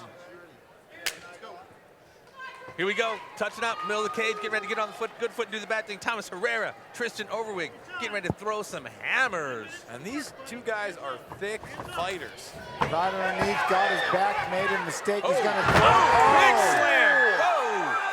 Getting those hooks in. Right off the bat, getting double wrist control on the one side, trying to get both legs in. He does have both legs. Whoa! This one could be quick. Could this be our first round stoppage? Whoa, dropping them big time. Big shots, big shots. Those hammer fists are big. They're getting through. He's turtling. This could be over quick. It's gonna have to be intelligence. Guys, it's about to be over. He's defending. No, he's not. No, you have to let it go. Tristan drops some ones and twos on Thomas Herrera, bringing a very swift end to this first round.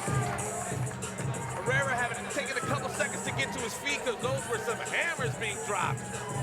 Caught him with that, he was trying to throw that right hand, he timed it, went underneath, stepped up on. I thought he was gonna straight belly to back him and drop him right on his shoulders. But good thing he slammed him down, then he threw in that handcuff, got a hold of that wrist control, and just went over and just started, got the legs in and just let it, just powerful shots. You could hear the thumps, it was absolutely. nuts. Tristan came to party, brother. Well, Yeah, even on that punches. suplex, you know, if we could watch that again, you can see that although his shoulder catches first, he came down on his head as well. Yeah. And he just took advantage, mounted, had some crazy, crazy hammer fists from the side, those hooks, and turtling up is all he could really do. What a performance. And I got to tell you, I expected nothing less. I ran into him about an hour before the show started, and when I did that, he just had the look of a killer. Yeah, dude, he walked out to just put a stamp on it real quick.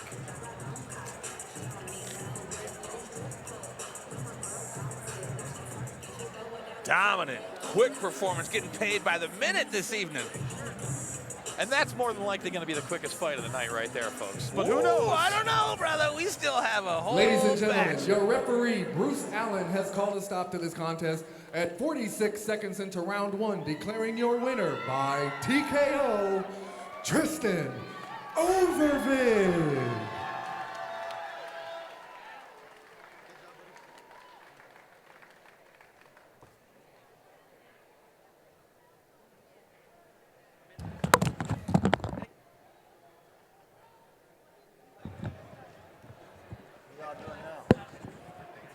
Come on over, Tristan.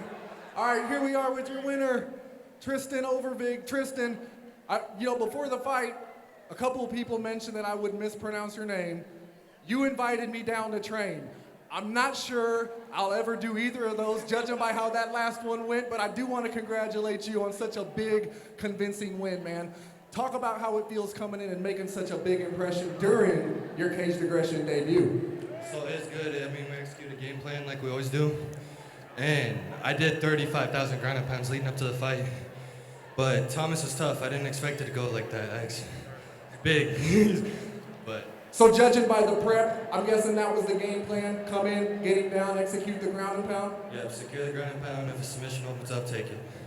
Well, look, you mentioned the gym. I want to give you a moment right now. Thank anybody that's helped you get to this point, and tell us where we can find out more about Tristan Overbig. So I can give 2 shout-outs to Thomas. He raised a bunch of money for this awareness fight for 22. Great guy, so put his shirt on just to give it like a little shout-out, help him out. But the second shout-out, definitely, I have the most beautiful daughter in the world over there in the crowd. And so she's amazing. That's why I'm trying to get to the top. Well, judging by what we saw here tonight, we all have no doubt that you got every bit of the potential to get there. I want to congratulate you one more time on such a big win. And let's hear it one more time, ladies and gentlemen, for your winner tonight, Tristan Overbig.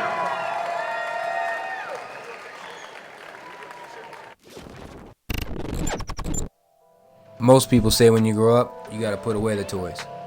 Here at McKee Automotive, we say they just get a whole lot bigger. Whether it's spicing up your daily driver or that full custom build of your dreams, we're here to make it happen.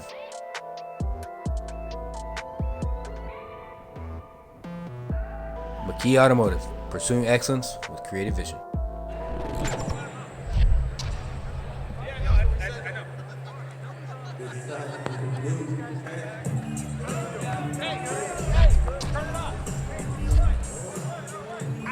And we are back in action. One more fight before the intermission.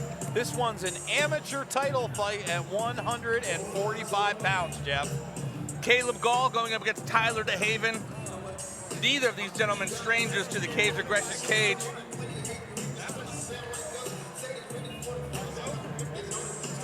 Tyler Dehaven making his way to the cage. Big ups to this guy. Last fight I saw him, he was taking on his teammate, good friend, Lee Colvin. Picked up the W. That has to be tough, fighting one of your homeboys. Tyler fighting out of Marty's MMA, Rock Island, Illinois. Got into it from wrestling. Going in there to do his job. Just punching the clock. It's another day on the job. Looking forward to this one, man. Tyler Dehaven, definitely a gentleman with some skills to pay the bills. But he will have his work cut out for him. Going up against Caleb Gaul out of Tarpin's dojo. Looking forward to this one, as this is our last matchup before we head into our intermission and then moving into the second half of the evening, which will include our co-main event and our main event. Co-main, Darian Abbey versus Marty Vancil, and of course, our main event, Jimmy Medina versus El Tigre, Josh Neal. I don't know if you were here, champ, or not, but Tyler Dehaven in his last fight, like I just mentioned, fought a teammate, good friend, picked up the W. How is that, man? I know you guys used to train real hard. I don't know how many times you guys It's too hard. I don't know how, like, you say it's okay, but the only time I'm fighting a teammate is if we both are fighting for the world title or fighting for a title. Then shame on us for making ourselves the 2 best fighters on the planet. But otherwise, I don't see there being a reason. That was because, again, there was a time, Spencer Fisher and I, that conversation was being thrown around, and that's it. Shame on us for making us the best fighters. But I'm not doing that unless, like I said, I would never keep him from taking a shot at the world title, and if I had it, then, you know what I'm saying? But otherwise, too many fish in the pond. Yeah. I'll find anybody but my teammate, because even if you don't think like, oh, I don't have a problem with it, when it's over, you have a problem with it. Because you still got to deal with the public opinion, and they're going to make it a problem. Absolutely.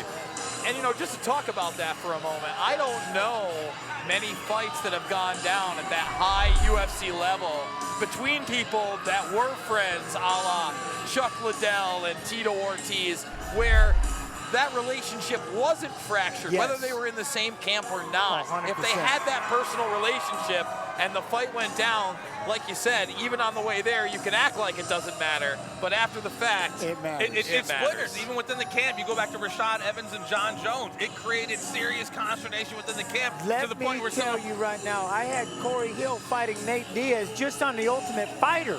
Was hard enough. Here I am training one fighter to beat the other fighter. Then I turn around and got to train my other fighter to how to beat him. And it was so awkward. That's why I was like, all right, you all pick your own corner. I'm staying out of this. You know what I'm saying? I couldn't imagine a full training camp doing that. as we await Caleb Gaul stepping up into the cage from Tarpon's Dojo, Wapello, Iowa. Once again, got into MMA to stay out of trouble, looking to stay competitive. Feels this is a good matchup, feels that he's faster and stronger, and feels that his fight IQ is better. They just brought out the entire back. Yeah. Every fighter, they jump on in. Yeah. Everybody warming up. They grabbed everybody. That's the Wu-Tang Clan squared right there. Yeah, Wu-Tang trees. Look at that. When they just grabbed everybody, just come on up. Everybody walk out. Ain't nothing to mess with, and we will see when Caleb Gaul steps up with Tyler Dehaven here. Tyler's got his game face on, bouncing around the cage here, staying loose as he awaits Caleb Gaul. Now, Jens, obviously these guys are high-level amateurs looking for that belt and then turning pro. Amateur was not a thing when you were in mixed martial arts. How do you feel about that? What do you like or dislike about amateur? Answer that question. Ladies and gentlemen, our next bout of the evening is scheduled for 5 3-minute rounds for the Caged Aggression Amateur Featherweight Championship, powered by the Sneaker Vault. Introducing first, fighting out of the red corner. He stands 5 feet 10 inches tall and weighed in at 145 pounds. He trains at Marty's Martial Arts and is sponsored by Unley Marine, Jackson Auto Body, Quad City Safety, AJ Trucking, Reyes Law, Walking Window Tinting, Pioneer Home Improvement, and the Grease Monkey Bar and Grill. Joining us from East Moline, Illinois, he's your current Caged Aggression Amateur Bantamweight Champion, Tyler Dehaven! And his opponent, fighting out of the blue corner, he stands 5 feet 7 inches tall and weighed in at 146 pounds. He trains at Tarpon's Dojo and is sponsored by Bleeding Art Studios by Frank, Say Uncle Photography, ORA Orthopedic, Yabba Dabba's House of Glass, East Village Vape Cafe, Garrett Upton at One Realty, Cento Muay Thai, Baldwin Builders, Mayhew's, S&J Construction, and Elite Loyalty Combat Sports Management. Joining us from Bettendorf, Iowa, he's your current Caged Aggression Amateur Featherweight Champion, Caleb Gator Gaul!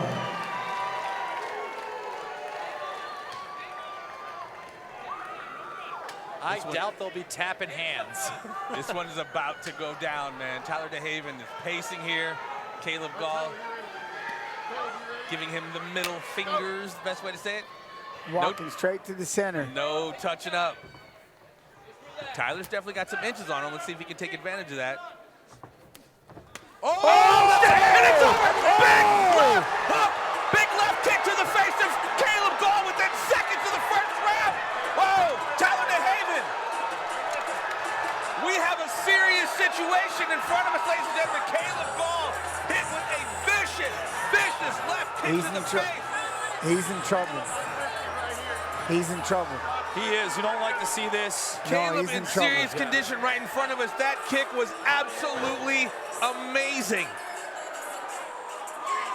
The punch afterwards was unnecessary. The punches afterwards were super unnecessary, but Tyler was very concerned, people taking care of him, tending to Caleb Gaul right now.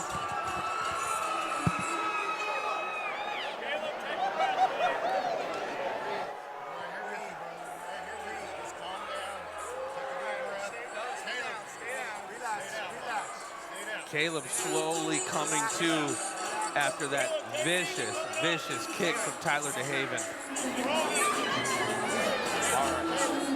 Starting to come back to guys. You know, a scary situation when something like that happens. Beyond scary. I mean, this is not ballroom dancing. This is mixed martial arts. This is what we see sometimes. Anybody who steps in the cage recognizes that this is a possible outcome, but it's hard to watch. It is. And, you know, we're watching him here. Here comes the replay. This is a short one, folks. He catches him in, coming in with this kick. And it's pretty much lights out as the kick comes in right there. Wow. He's out on his way in. And you know what? Rewatching it, coming in with that one punch, it was one, and by the time he'd done it, it looks like he pulled back a little bit. Thank you, everyone. Thank you. You know, devastating KO. I think we're going to have a situation Jackson! in the cage for at least a few more minutes here. Got many people tending to Mr. Gaul.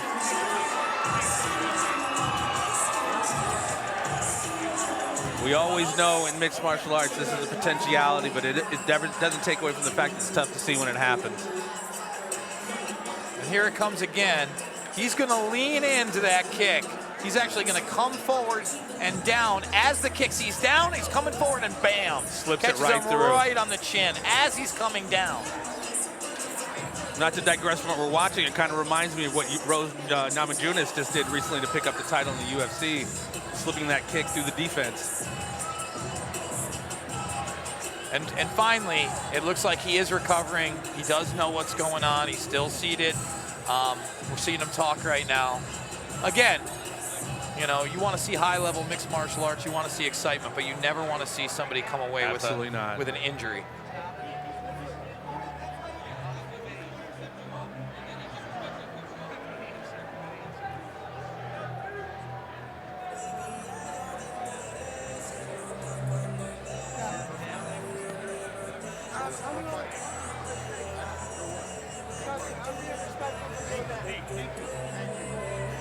And folks, we are going to be taking an intermission after this. Big bouts coming up tonight. Daniel Sokolowski versus Tyus White. Sean Johnson versus Frank Young. Austin Smith versus Devin Seitz. Darren Abbey versus Marty Vancil. And James Medina versus Josh Neal as our main event. And of course, guys, once again, our greatest concern is the safety of the fighters. And it looks like we're finally going to get him up on the bench and up on his feet. Thank goodness.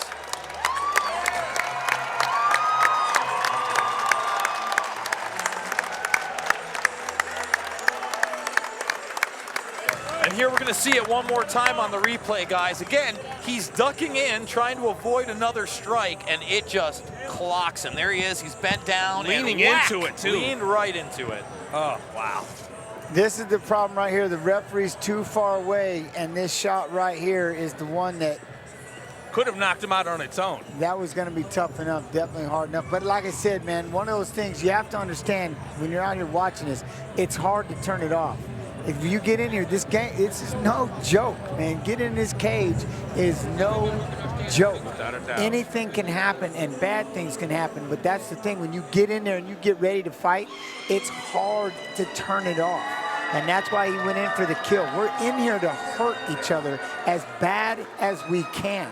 That's the punch business. It's not about disrespect. It's not about anything like, we're in there to hurt each other. That's why hopefully we train as hard as we can.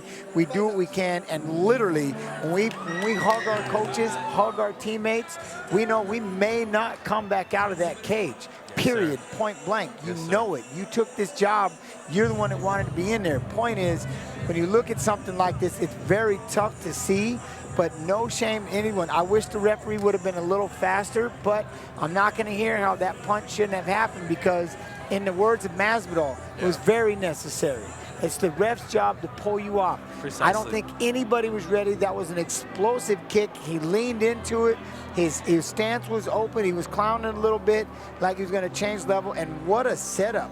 Not to take away from, not to take away from what, oh my Lord, that kick was set up perfectly. And it wrecked it. Indeed, indeed. Impressive performance by Tyler Dehaven.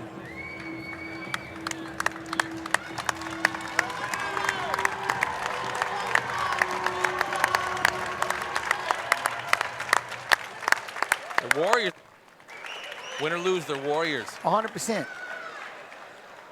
Ladies and gentlemen, your referee, Bruce Allen, has called a stop to this contest at 13 seconds into round one, declaring your winner by knockout and new Caged Aggression Amateur Featherweight Champion, Tyler Dehaven. All right, come on over here, champ. You've been waiting a while to do that, man. Hey, there was a lot of bad blood, a lot of talk leading up to this. First and foremost, Tyler, your opinion, is it all over now? I don't talk shit. This is where I do it. If you want to message me again. All right. Well, look, there was a long, hard mission getting to that. There was never a doubt in your mind that you were going to do it. Did this play out exactly how you saw it, or were there other plans in mind for you tonight, Tyler? You know what? I just came in, stayed humble, as you can see. And you know what? Karma's a bitch, but hey, we're here to have fun, and we're here to fight and compete, you know. I hope he comes back and fights again, you know, recuperates, gets back in the gym when he's healthy. But you know what? This is what we do. This is our job. We're here to have fun, and it's all that matters, you know. So look, we've had a couple conversations leading up to this bout. You had mentioned playing around and feeling comfortable in a few different weight classes. One of our conversations, you were a little hesitant to mention future plans.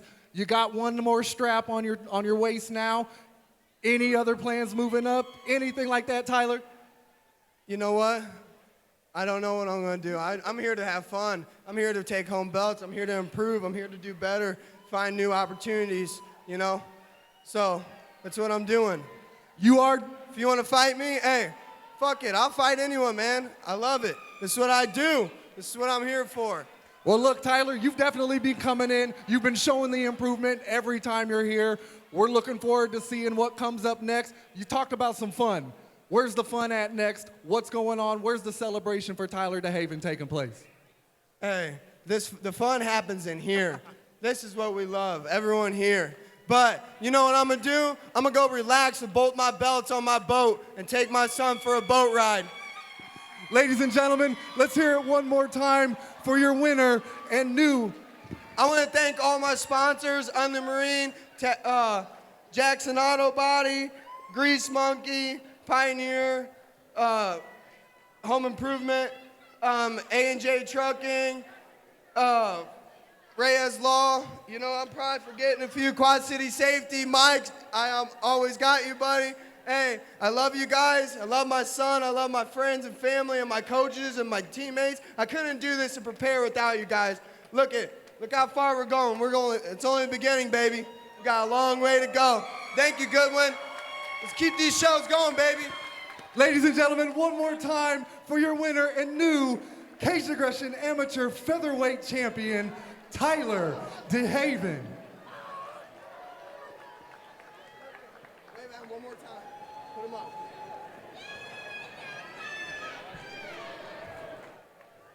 All right, folks, that's going to do it for the first portion of tonight's card. We're going to take a 10-minute intermission. When we come back, we've got our main card, including all 5 of tonight's professional fights. That's coming up next here after our 10-minute intermission.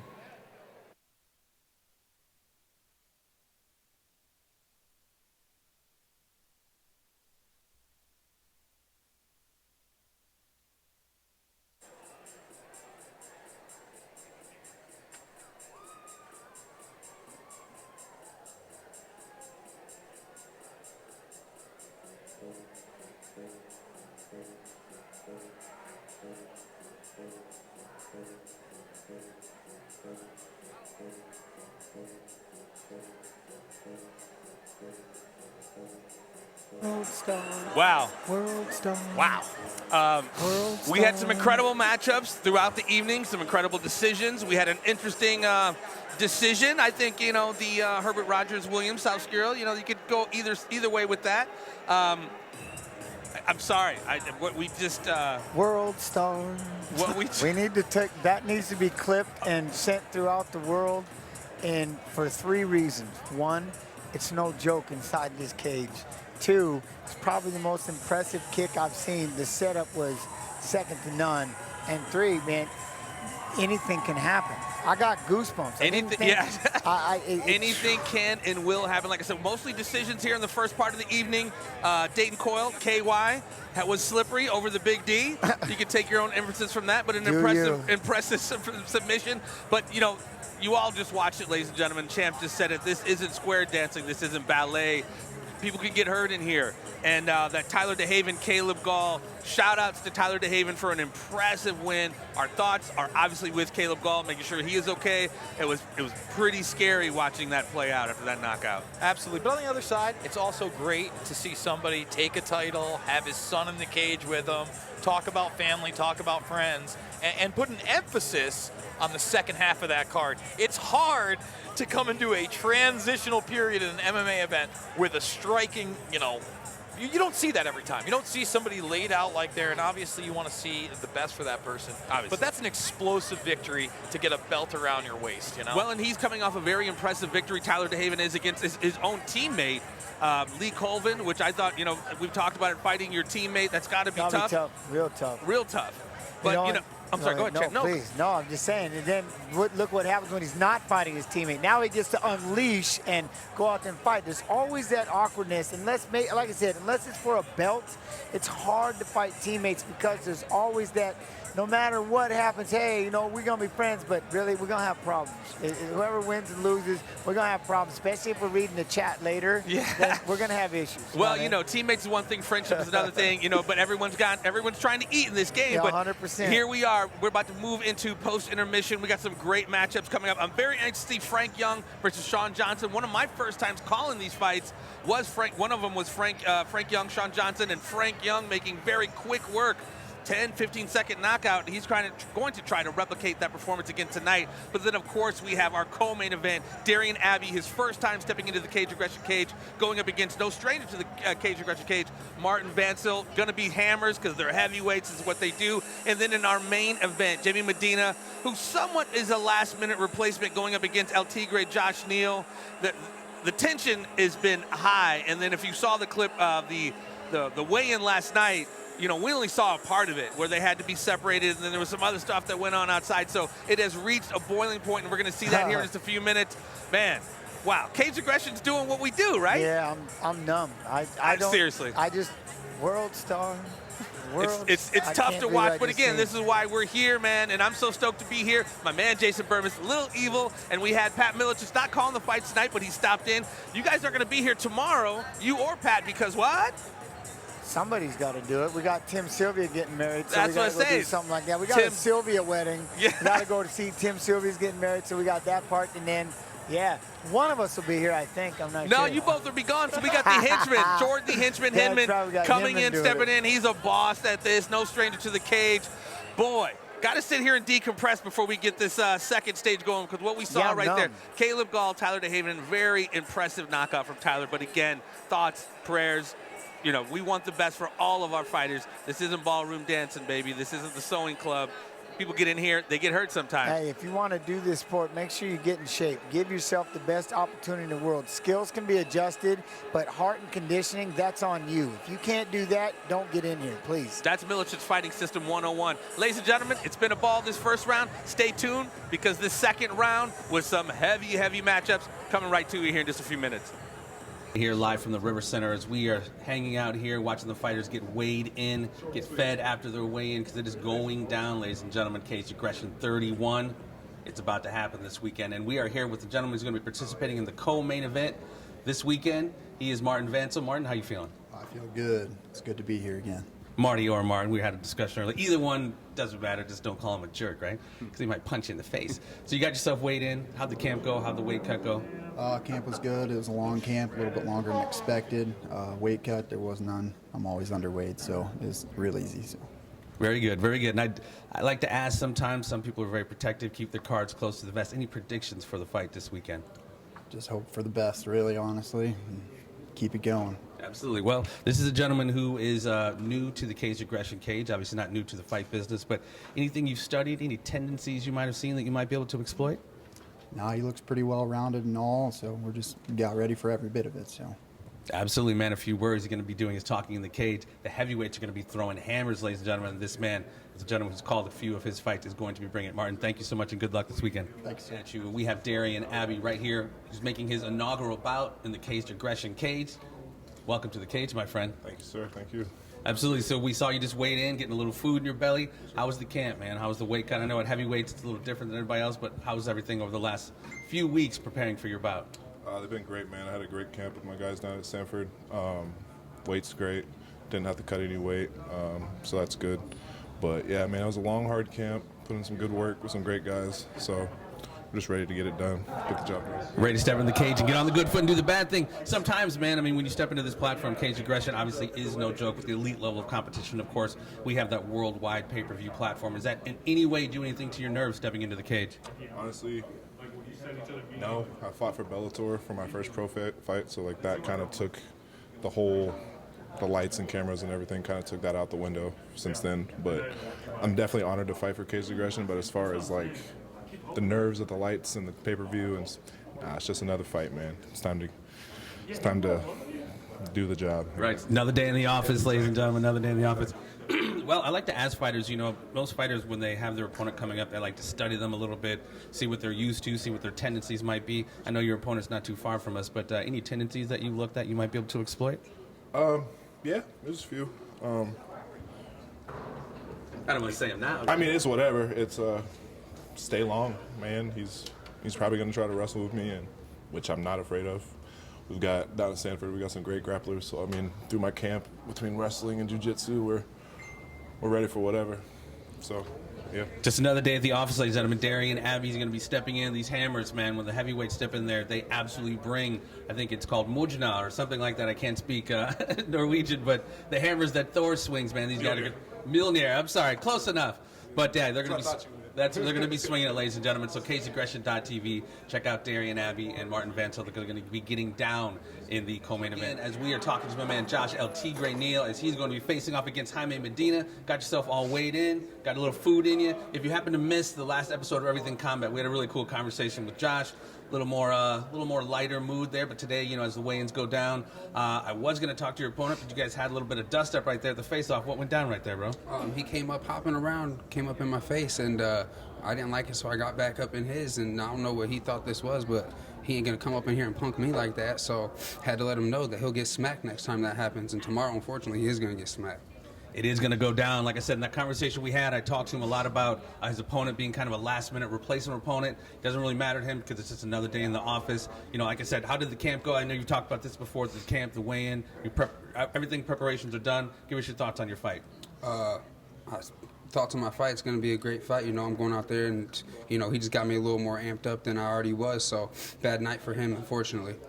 Well, again, you know, I've asked you about predictions, and one prediction you always have is pain, like Clubber Lang said, but also action, nonstop action. Give me your thoughts, though, man. I mean, as far as going into a fight with something like that going down, allowing to the emotions to take you off your game plan, or are you still going to stay focused with the game plan you originally had? No, I'm going to stay focused, absolutely. I mean, I know what he brings to the table. I mean, he's no slouch. He's no, you know, I know what he's going to do. He's going to come out there and try to do the same thing I'm going to do, take my head off. I'm going to try to take his head off. But the thing is tomorrow I'm going to show him that there's levels to this. I'm on a different level, and I'm showing that there's weight classes for a reason. I'm going to put him down. Josh El Tigre Neal, ladies and gentlemen. Stay tuned. It's going to be coming up very soon. CageAggression.tv. The fireworks will be going down this weekend, as always, with Cage Aggression. See you in the cage. All right, fight fans, welcome back to the main portion of tonight's card.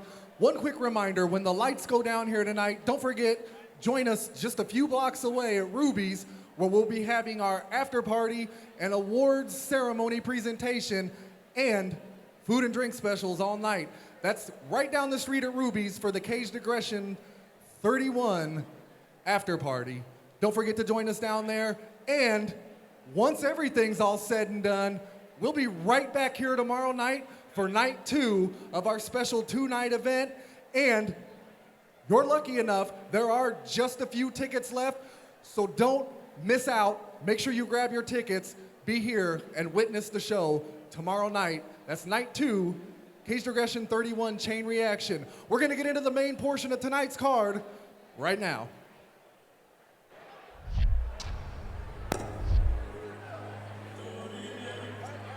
And we are back, ladies and gentlemen. Daniel Soko versus Tyus White is coming up as Daniel Soko makes his way into the cage, fighting out of United Martial Arts, Antigua, Wisconsin. Grew up wrestling and always loved martial arts and competing. Got into MMA while he was in the Marines, Semper Fi. It's a tough fight, recognizes it's a tough fight. Tyus is solid all around, so there's a reason why he's undefeated It's always good to kind of recognize the qualities of your opponent. Don't go in too overconfident. Feels he's pretty well-rounded, has a lot of experience. Looks up to all of his coaches and training partners. Little interesting story about him. He fought a lot of his early matches before there were athletic commissions, so not all of his fights were recorded, and the rules were very open. Head stomps, kicks on the ground. Kind of reminds me of Pride a little bit.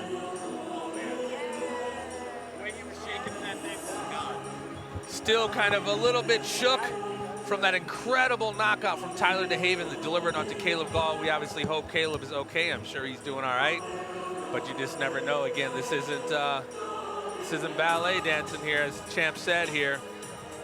You know, as we transition from the amateur to the pro portion of the card, I never really got to get your opinion on it, Jens. You know, that didn't exist then. With amateurs, how do you feel about it? How many amateur fights should somebody have before they go pro? And how should they utilize that time in MMA? I think amateur needs to change its rules. It needs to be a lot more like boxing. I've got the game plan. I got an absolute 100%. Get everybody doing it on a weekly basis, but you got to take away. The problem is right now with amateur, it's basically pro rules. You just don't get paid, and but people get hurt. You know what I mean? A couple of fights, it's like, man, might as well just get paid to do this. You know what I'm saying? So there's not a long career like in boxing where you can do it every weekend because the rules are set up differently. Like I said, I got no problem. I'll tell it, and something can happen. You just got to take away a lot of the strikes, a lot of the submissions, because it's amateur. Getting out here in front of this crowd will create that accountability and create that anxiety and create more of an amateur view. I mean, don't get me wrong, you make the most of it right now because that's what amateur is. But I would like to see it something more where, like in wrestling, you can have 60, 70 amateur bouts in a year, like in boxing, you know what I mean? Because the way the rules are set up, and then you can go pro. But right now, the way it is, you're looking at 4 or 5, maybe 6 fights, 7 fights, and then it's time to go pro, you know? Because it's, like I said, it's pro rules. Yeah. You know? It's basically a pro fight. It's a pro fight without getting paid. Yeah, with a couple minutes shaved off, maybe for your cardio. Yeah, for sure. But nothing else there, and as opposed to boxing where you have the headgear. Boxing, but with that headgear, it's straight punches. Body shots don't mean anything. Knockouts mean nothing. You want body shots, you want go pro. All it's about is being out there, moving around, straight punches to the face. Just straight punches. But it's that learning how to function, learning how to listen, learning how to coach, learning how to deal with the crowd. That's what it does. Just getting out there and moving around. Those kind of rules. When you want to start landing body shots, when you want to start KOing people, when you want the big money, go pro. But until then, you got to find somewhere you can do it on the weekend, every weekend and stuff. Like I said, I've got the rule sets, I've got the idea, something that I definitely want to do, because I also want to give it as a platform for fighters that still would like to fight, pro fighters that want to train to get ready for their fight, and so on and so forth. Ladies and gentlemen, our next bout of the evening is scheduled for 3 5-minute rounds in the Caged Aggression Professional Bantamweight Division, powered by McCarl Family Racing. Introducing first, fighting out of the red corner. He stands 5 feet 4 inches tall and weighed in at 134 pounds. He trains at Unified Martial Arts and is sponsored by Sinisippi Woodworking and Custom Crafts, Adrenalized Apparel, Creative Choices of Antigo, Bear County Forklift, DMT, D's Management and Training, El Tequila Antigo, Snap Logistics, Monsters Are Real, HM2 Property Management, and Wisconsin Coding Specialists. Joining us from Fond du Lac, Wisconsin, Daniel Sokolowski.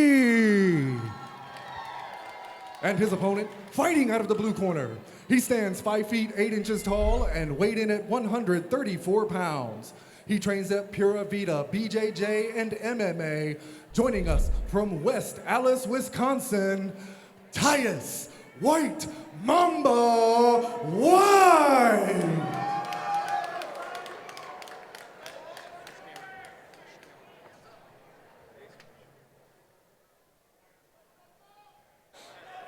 And here we go, Tyus White Mamba White going up against Danny Soko. And we got Tyus at about 26% and Daniel almost at 74. A little lopsided. We'll see how it plays out. These guys square up right here. Nice hook by White. Another one. White Another Mamba right putting hand. those strikes together. And it seems like he's coming with that right hand every time he's trying that low kick. Superman punch attempt. Danny doing his best to keep him away with some of the front kicks, but I think Tyus is fitting to walk him down. Ooh, high kick right there, just range. missed. Ooh, spinning back fist, caught him a little bit. He kept the range, and he was going to counter him. He's so lucky he spun that right there because he is just starting to find, Tyus is just starting to find that range right now on that right hand. And they caught him well with that right hand. He's got to be careful, but he's definitely finding success with all of his strikes here, this opening first round. So Soko caught him with a decent knee on the inside when he was lunging in. Well, I'll give Soko. He's throwing punches. He's not wasting his time getting in there. He's throwing to hurt you. Tyus staying in there, bringing the pain. Ooh, nice shot block. Doing a really good job again, getting the gauging that range, getting in and out, popping him twice, popping him once, and getting out of the way. Ate that kick, checked that kick that time, and fired the right hand. I don't see this one going the inside. distance. Good left, right. Do not see this one going the distance, regardless of what the polls say.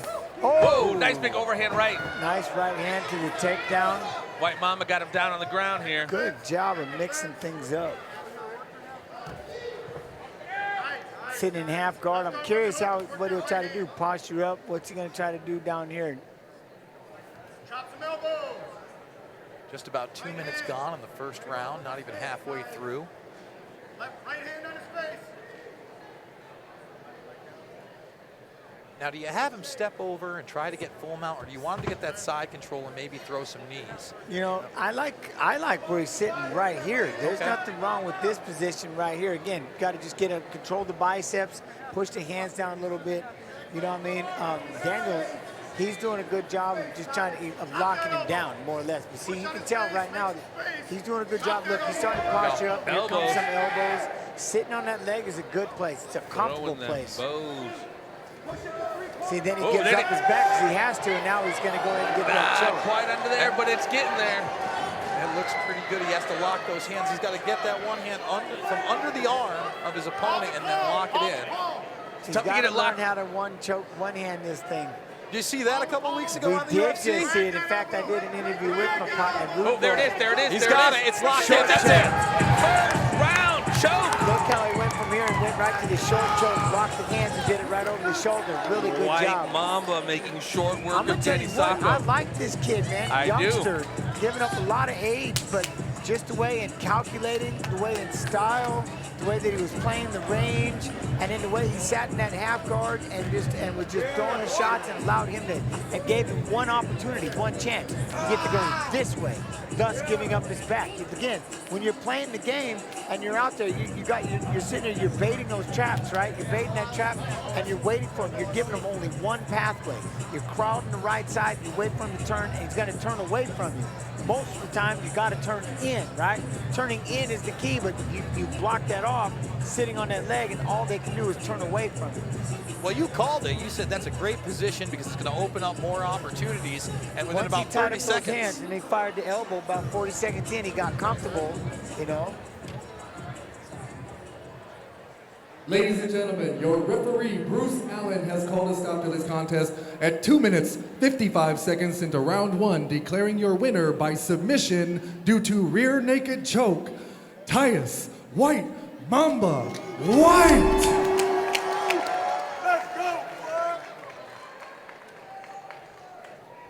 All right, Tyus, first of all, man, congratulations on your successful caged aggression debut. You came in here, looked really sharp on the feet, handled your business on the ground, man. Talk about how it feels coming in and getting the big win. Yeah, it feels good, man. You know, all that hard work I've been putting in, it's finally starting to pay off, so it feels good. Good to hear, good to hear. Well, look, we know you're new to the camera cage. I wanted to give you an opportunity. Where can fans go to learn more about the White Mamba? You can follow me on Instagram at White Tyus, or you can send me a friend request on Facebook. I'll accept it. Anything you want to add to this before I let you get back to your celebration, Tyus? I just want to thank everybody who came out here to support me And everybody who ordered the pay-per-view out there that support me, thank you so much. I appreciate it. Well, look, we're looking forward to see what you and your gym have to offer for us in the future. Until then, ladies and gentlemen, let's hear it one more time for your winner, Tyus White.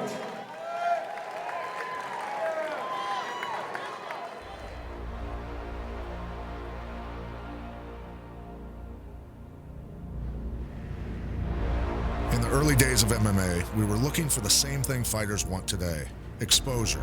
But now, thanks to CagedAggression.tv, the stage is no longer limited to the thousands sitting in the venue. Your name is being echoed to people all around the globe. After our historic 3-night event, we're not done yet. Friday, May 7th and Saturday, May 8th, 7G Distributing and Bud Light presents Caged Aggression 31, Chain Reaction.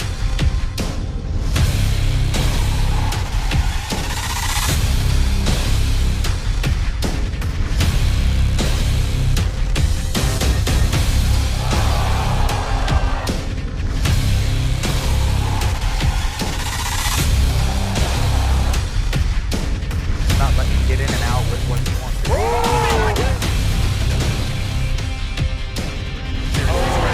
Big left hand. That 1-2 just is going. He's out. A little bit gassed on that.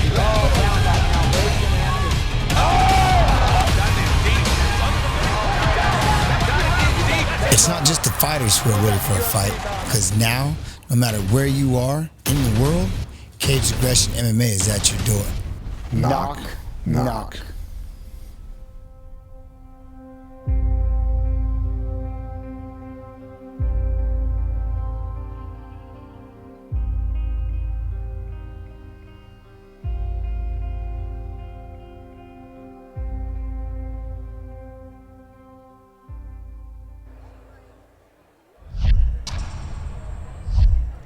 Very much so looking forward to this rematch. One of the fights I ever called here for Caged Aggression was between these two gentlemen. And Frank Young made very, very short work of Sean Johnson, and obviously he's looking to replicate that performance here tonight as Sean Johnson makes his way to the cage out of Galesburg, Illinois. Once again, a friend got him fighting. Got hooked, hanging out with a friend and training with his friend. Super excited for this upcoming bout, and I can only imagine, champ, I mean, not that you necessarily went through that, but to suffer such a quick defeat and then rematch that individual, what are your thoughts? You just sticking to a game plan? Are you emotionally driven trying to get that back? How's that work out? I think you got to let go of the idea of getting it back and just stick to a game plan, right? And just outwork it. The game plan, and then throughout that game plan, things will open up, and you want to be able to capitalize. That's why you get in shape. That's why you drill, repetition. So you have your game plans, you have your end game, but ultimately what you're looking for along the way, if you can start somebody, then you can start somebody. Yeah, thinking you're going to do it again, I think is kind of, you know, not the move. You still want to, it's a whole new fight, whole new night, almost a whole new competitor, if you will. You can't go in there thinking you're going to do it again because, you know, that's just not how it works. As we check out Frank, the Enforcer Young, as he makes his way into the cage out of Nyquist Roundhouse Martial Arts, Rock Island, Illinois. He lives for this ish.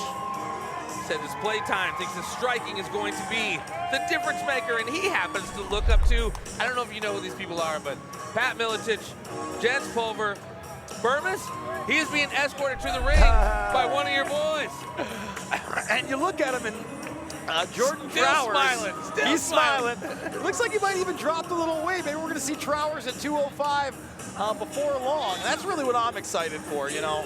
Obviously, he's a bit of an undersized heavyweight, only got a couple fights under his belt, but you always see him with big smiles and big love for his teammates. So very excited to see this one as well. Yeah, without a doubt.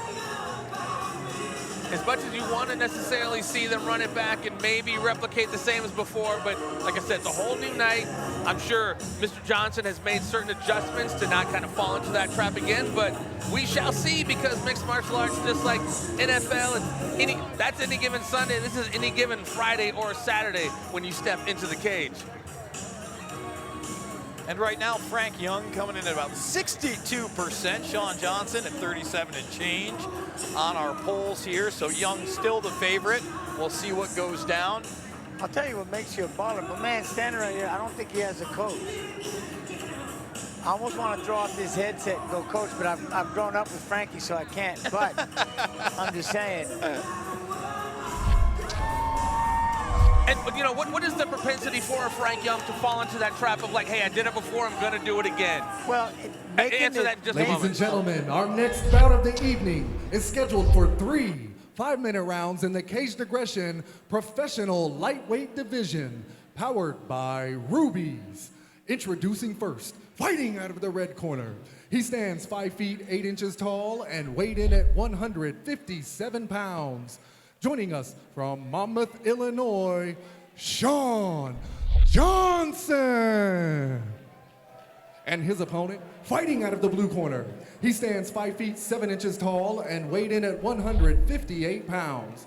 He trains at Nyquist Roundhouse Martial Arts and is sponsored by Coyle Heating and Air, Victory Lap Auto, Bleeding Art Studios by Frank, Balanced Chiropractic, Evolution Home Repairs, Shoot Your Local Pedophile, Yabba Dabba's House of Glass, Bottoms Up on 7th, Family Auto Automotive, and Mixteca's MC Silvis Chapter. Joining us from Rock Island, Illinois, Frank the Enforcer Young! In a mere moments, ladies and gentlemen, we will see if it will go the same way it did before. I personally highly doubt it, because I think Mr. Johnson's probably made some adjustments. We'll find out. Clock's counting. Oh, nice spinning leg kick. Frank.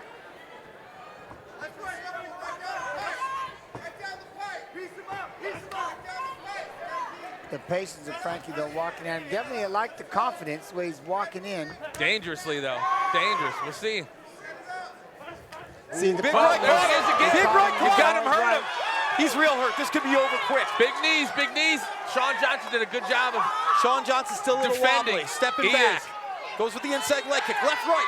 Another left, right. Another big right over. Referee's going to be stepping in mere moments, ladies and gentlemen. Oh, knees. Another overhand right. This is over. That is it. Frank Young replicating his performance with seconds, within seconds of the very first round. This guy here. Short, sweet, and to the point. Went in there, walked him down. Play around. Grand opening, grand closing. Not a lot of a feeling out process there. Not at all, not at all. I would have thought Sean would have been a little bit more prepared for that barrage, that opening barrage, because that's exactly what Frank did that last time. You know, and that's it. He just the way he walked him down and walked at him, you know, and that confidence. That's the one thing. When you know that you beat somebody, you just feel like you have their, obviously anything can change, anything can happen when you feel like you have that number and you just walk in there before you give them the opportunity to feel like, hey, I belong in here, I can do this. You got to go in there because, again, they've got that lingering doubt. I was knocked out by this guy already once. You got to go in there right off the bat and derail any kind of hope and happiness that he thinks he's going to have, and that's what Frankie did. And that's what I was going to ask you before Jason Vargas made, you know, the announcement. You know, Frank falling into the trap of, like, I'm going to do it again. And he did it. Well, but the way he did it, you know, even though, like, I'm going out there and going for that knockout, he set it up. The punches looked crisp. They looked hard. And, again, it was something Ladies that was and able to catch gentlemen, your him. referee, Zach Mickelwright, has called a stop to this contest at 42 seconds into round 1, declaring your winner by TKO, Frank the Enforcer Young. Come on over here, Frank. All right, first of all, man, congratulations on the win. Look, coming into this fight, it was said that the first win might have been somewhat of a fluke. What are your thoughts on that now, Frank? Well, that's why this one lasted a little bit longer. You could feel the difference, I'm sure. I don't really know. It was all fun. Sean's a good guy. He's got more heart than most people that fight here a lot. That dude will fight anybody on a drop of a hat. He's a good dude. No animosity. Shit happens. Here we are. Well, look, speaking of a lot of heart, you know, you're definitely one of those guys. What's next? What's around the corner, man? What's coming up for Frank Young? I'm just hanging out. Hanging out, that's all I got, man. I don't know. All right, well, after tonight, where are you going to have your fun? Where are you going for the hanging out? Invite the fans along, Frank. After party is going to be at Bottoms Up on 7th. I'll be heading over there here shortly. A couple more fights to watch. I just want to thank all my sponsors for their support and everything. The man in charge right here, Mike Goodwin. Can't make it happen without his help, so appreciate everything and everybody's support. Well, look, Frank, no matter what's next, no matter what's around the corner, man, it's always fun and it's always entertaining when it comes to you. I can promise we'll have our eyes on you. Until then, man, congratulations one more time on your victory. Anyone you want to thank before I let you get to it? Just again, all my sponsors, Bottoms Up on 7th, Coyle Heating and Air Conditioning, Evolution Home Repair, Mixtica, Silver's Chapter. I'm missing a bunch of them. Yeah, there's a lot, man. Just all my sponsors, I appreciate everything. And enjoy the rest of the night, guys. Ladies and gentlemen, one more time for your winner, Frank the Enforcer Young.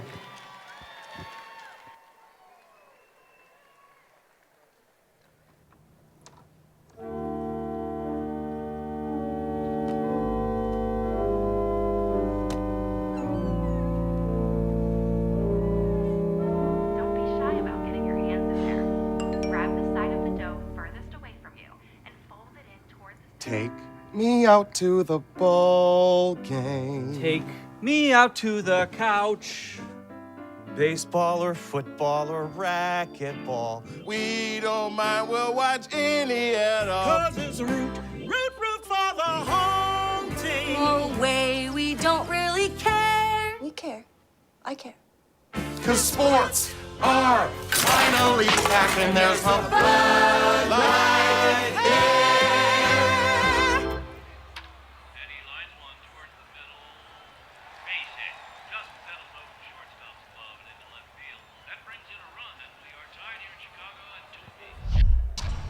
Sports Ball is back in effect. Impressive win from Frank Young, replicating his very dominant performance however many months ago over Sean Johnson. Kudos to Sean Johnson for again stepping into the cage. Things happen, and Frank was victorious tonight. Well, that's it, man. The punch gets through, the punch gets through. We're in the hurt business, so. Well, he opened up with that spinning back kick. Right at the spin kick messed everything up, right? Spin the win. Spin the win. That was Brandon Jenkins. Shout out Brandon Jenkins, who just recently got signed to, I forget the name of the sports management company, but Brandon Jenkins, who fought not too long ago. Good guy. Fierce competitor. As we see Austin Smith and Devin Seitz getting ready to get on the good foot and do the bad thing here as we close in on our co-main and main event of the evening. Definitely looking forward to this one here as well. See, this is my jam right here, huh? Yeah, this is my mom's biz right here. That's straight Motown sound. I'm into it. Getting ready to step into the cage to battle. Man, what an incredible fight night tonight. As always, Cage Aggression bringing the pain, and we are just night one in this two-night event. CageAggression.tv. Obviously, a lot of you are here already, but spread the word because we have another night left. Former NFL Kansas City Chief Pierre Walter is going to be squaring off against his competitor tomorrow night. And it's so great just to be around a crowd, people having fun, interacting with one another, watching live sports again, just like the commercial showed. Oh, my goodness. Remember that. Austin Smith sitting here waiting for his opponent. Austin fighting out of Inferno MMA, Arbla, Missouri. Worked with Carl Wizstock for 3 years. He talked him into getting into the cage. Thinks his strength is definitely in grappling, but he's ready to go wherever the fight goes. Big fan of Donald Cerrone. Finished an opponent with a Von Flute choke during an MMA match, but he is now waiting his opponent, Devin Seitz, out of Chosen Few, Broadhead, Wisconsin. Got into wrestling as a young man, loves to fight. He's just ready to get his first finish. Feels his striking and his wrestling will be able to be the difference maker. Big fan of Anderson Silva, and he loves to, like the Hulk, loves to smash. I do a podcast with the king of smash, John Fitch. John, shout out to Jonathan. Big fan of Fitch. I want to get him down here for one of these events. He's got to come down. My goodness. That's what I'm saying. What is the name of that podcast, sir? That is Mixed Martial Mindset. You can tune in every single Monday, 6 p.m. Eastern, 3 p.m. Pacific, live over on the YouTubes. The YouTubes. Those interwebs they keep telling me about. As long as they allow you to be there still, right? Well, we'll see. You're an outlaw. Yeah, I got about 6 more days, and I'm supposed to lose one of my strikes, but I'd love to still be on that platform. You know, I've only been there for 14 years, Jeff. Yeah. No fly-by-night, but you know how it is. As we await Devin in the cage. And by the way, nothing but business on the face of both these guys right now. They've been watching all the fights go down. They know, they hear because they know. This isn't ballroom dancing, this is fighting. Caged aggression, MMA, right here at the River Center in downtown Davenport and streaming live all across this flat earth. Is that what we're going with today? No, you know, I jest. How about this flat cage? Very flat here. Very, very flat. I'll go with that one. Yes. Ladies and gentlemen, our next round of the evening is scheduled for 3 5-minute rounds in the Caged Aggression Professional Featherweight Division, powered by Ducky's Formal Wear, Galesburg. Introducing first, fighting out of the red corner. He stands 5 feet 11 inches tall and weighed in at 146 pounds. He trains at Inferno Mixed Martial Arts. Joining us from Memphis, Missouri, Austin Smith. And his opponent, fighting out of the blue corner. He stands 5 feet 6 inches tall and weighed in at 145 pounds. He trains with the Chosen Few Gym and is sponsored by Bridges Bar and Grill, Foster's Gaming and Collectibles, 608 Smoke, Edge Tree Care, Sights Towing, and Shock Fin Remodeling. Joining us from Broadhead, Wisconsin, Devin Pitbull Sides. Pitbull getting ready to square off against Austin Smith. Oh, look at this. And Sights coming in at the favorite, about 70% to Smith's 30. Let's see what happens. There we go. First 30 seconds. Keep an eye out. Swing and a miss right there from Austin Smith. Strike 2. Hey, keep those fakes going. Keep those fakes going. Throw some fakes. Let's go. See those reactions. Nice. Yep. Little feeling out process going on. Looks like Austin Smith has a few inches on the pit bull. Let's see if he can utilize that. That's one thing. Devin is keeping center. Turn a big kick by Austin. Put it all into it. That's his third he's swung and missed on. See, Devin doesn't know how, he hasn't tried to figure out. Move it right by Devin. Unloading. Pitbull is unloading. Now his feints will start to get, now his feints will start to work. He goes back in and tries those feints again and then jumps off on him. He's got to throw something first, try to get him to bite on him. Well, it seems like Austin's kind of throwing them uncontrollable kicks and he's very off balance after he swings and misses. Yeah, and the one thing is he's utilizing, again, he's trying to keep that range, and whenever Devin steps right into that, he just fires, look at the big kick, big knee, a big punch, something like that. So Devin's got to figure out, get him to throw something like that and then come in after it. Another thing I'm watching Devin do is he's keeping those hands pretty low when he seems to be out of range. Yeah. And then as soon as he gets right in range, you see him come up just a little bit. The closer you get, the higher they go. Yes, exactly.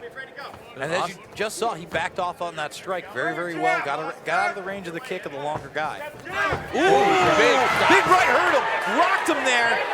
He's got to back up. Oh, no, he's on top. He's going to stand him up. Big shot from on top. Pitbull unloading the ones and twos. Going for a leg lock. He's tapped him. Austin Smith. Oh, and he's hurt. Now, Austin Smith out of nowhere. Pulling victory from the jaws of defeat. The Pitbull was unloading on him, Bermas. The way I was looking at that, I saw he was rocked. I would have wanted to see the Pitbull I didn't see the heel. I didn't see the I saw it as soon as he had it. Basically, he had him. He went in there. If he had backed off and made him stand up, he may have got him with the strike. He went in there wild. You saw him get that ankle, turn the leg, and then within seconds tap him.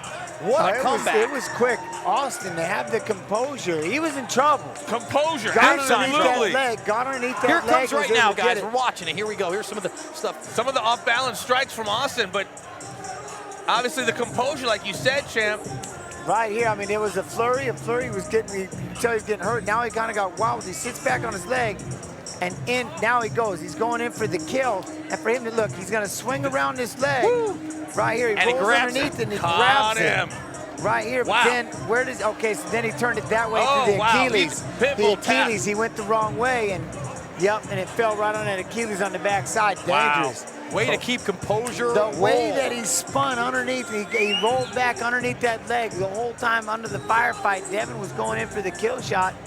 That was impressive. And then he just happened too wild. He rolled the wrong direction. Even though it was a different spot on the leg, kind of reminded me of that Frank Mir Brock Lesnar first fight when Frank was able to trap that leg after catching, a few shots from Brock. But wow, the composure, champ. Yeah. Wow. What are your feelings on that, Jens? Because there's different schools of thought. He gets rocked. He's kind of on his back waiting. Do you back off, you make the ref stand him up, or you go in for the kill at that moment? It's a hard, I guess it really boils down to how bad did you hurt him, right? If you know you've got him hurt really bad, stand him up because his bearings aren't there. But if he's not, then jump in and finish him. Ladies and gentlemen, your referee, Zach Mickelwright, has called a stop to this contest at 1 minute, 51 seconds into round 1, declaring your winner by submission due to ankle lock, Austin Smith.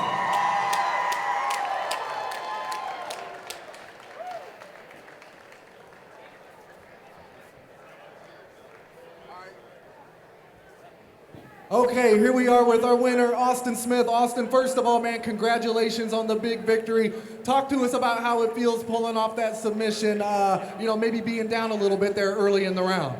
Yeah, I didn't really follow my game plan at all. I just forgot everything I was going to do when I came in here, and, that's how it happens sometimes. I got rocked, and, I just go back to what I'm good at. Once I get hurt, I'm good at jiu-jitsu, so... Well, look, we're going to pull up the closing moments of the round here on the big screens. As we do that, why don't you talk us through that and how you set it up? Yeah, so, I was just trying to cover up, and I knew he was going to come to me, and I just wanted to kind of break his posture, really. I was trying to get to the fence, and then I felt the leg there. He just put it in there, and I said, well, yeah, I'm going to take that home with me, and I did. There you go. Well, look, before we let you get back to the locker room, I do have to ask, I'm sure we're all a little curious, what was the game plan initially coming into tonight? I was wanting to come out here and keep it calm, throw a lot of jabs and throw a lot of leg kicks and not throw heat into anything, and then I just started throwing everything into all my punches, and yeah, it's just dumb. That's how it goes. Well, look, I do want to let you get to your celebration. It was a very fantastic win. I wanted to give you an opportunity to thank anyone, if you want to, that helped you get to this point. I would love to thank all my coaches, my teammates at Inferno and Naples. They pushed me to be better. And all the fans. Thanks, guys. Sounds great. Let's hear it one more time for your winner, ladies and gentlemen, Austin Smith.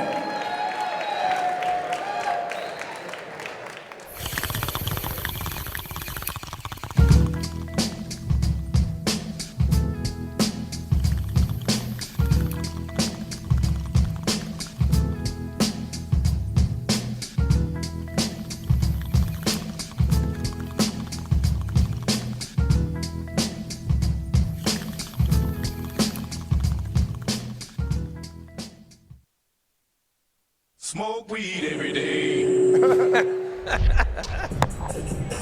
And here we are, we're at the co-main event of the evening already.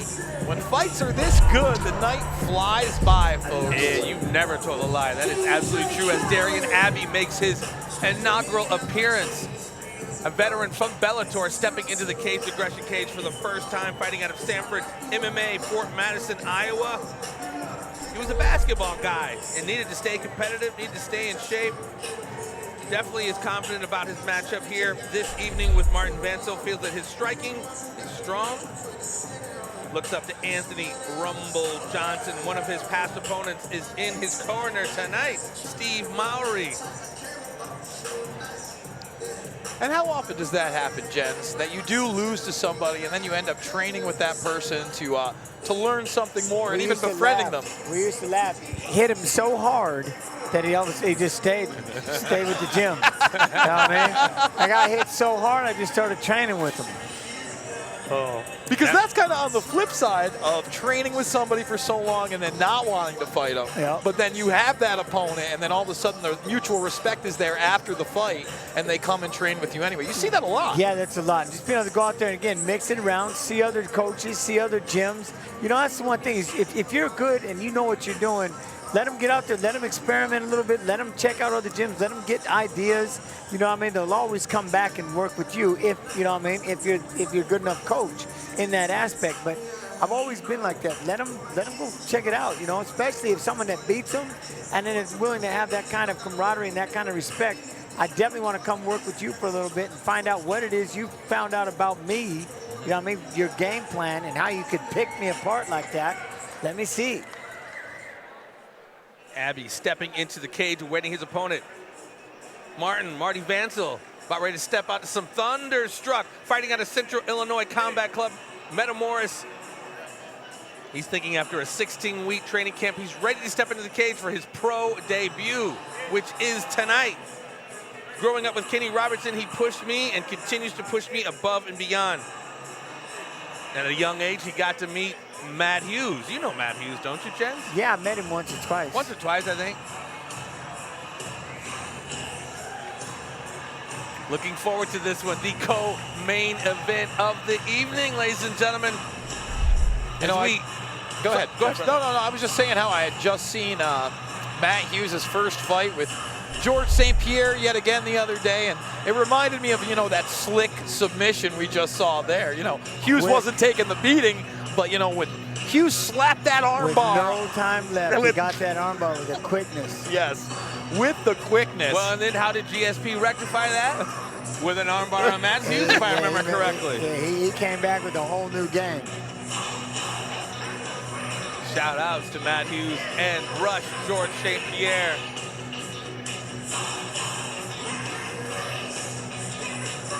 The heavyweights are going to be bringing the hammers as always. Hopefully you guys have your cold beverage in front of you. You've been to the bathroom. You got yourself saddled in. Because you don't want to blink on this one. And Abby giving the death stare through the cage as he circles through. Well, he's ready to go. Ready to go. He's ready to go. I don't know if we're going to get another world star moment, but who knows? You got to be careful. When you start playing Thunderstruck, it's everybody's song. He's getting fired up like it was his walkout. Yeah, man.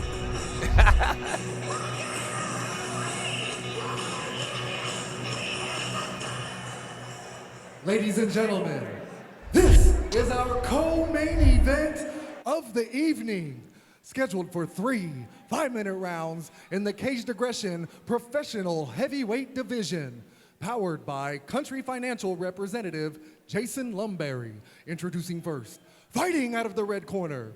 He stands 6 feet 6 inches tall and weighed in at 259 pounds. He trains at Sanford MMA and is sponsored by Chapa City Kennels, Frank's Tree Service, Professional Corporate Security, Sweet Shine Details, Lee Inc., Brett Sports Cards, and Seamless Gutter. Joining us from Fort Lauderdale, Florida, Darian Abbey.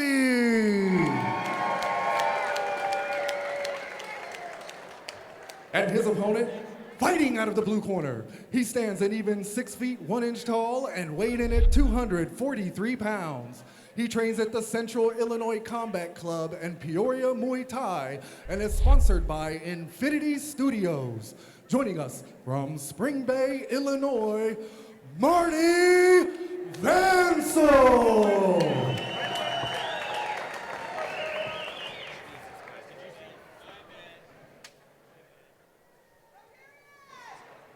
Do not blink, ladies and gentlemen, because the hammers are about to swing. First 30 seconds. Here it comes. Here it comes. There it is, and there it was. Martin Vancil. Darian Abbey squaring off in the middle of the cage here. There you Whoa, go. that Double right jab, 1-2. right hand. 2-piece and a biscuit. Nice front kick from Martin. See, I like the idea that calf kick into that single. Nice really trick. good job. Nice takedown. Darian back to his feet.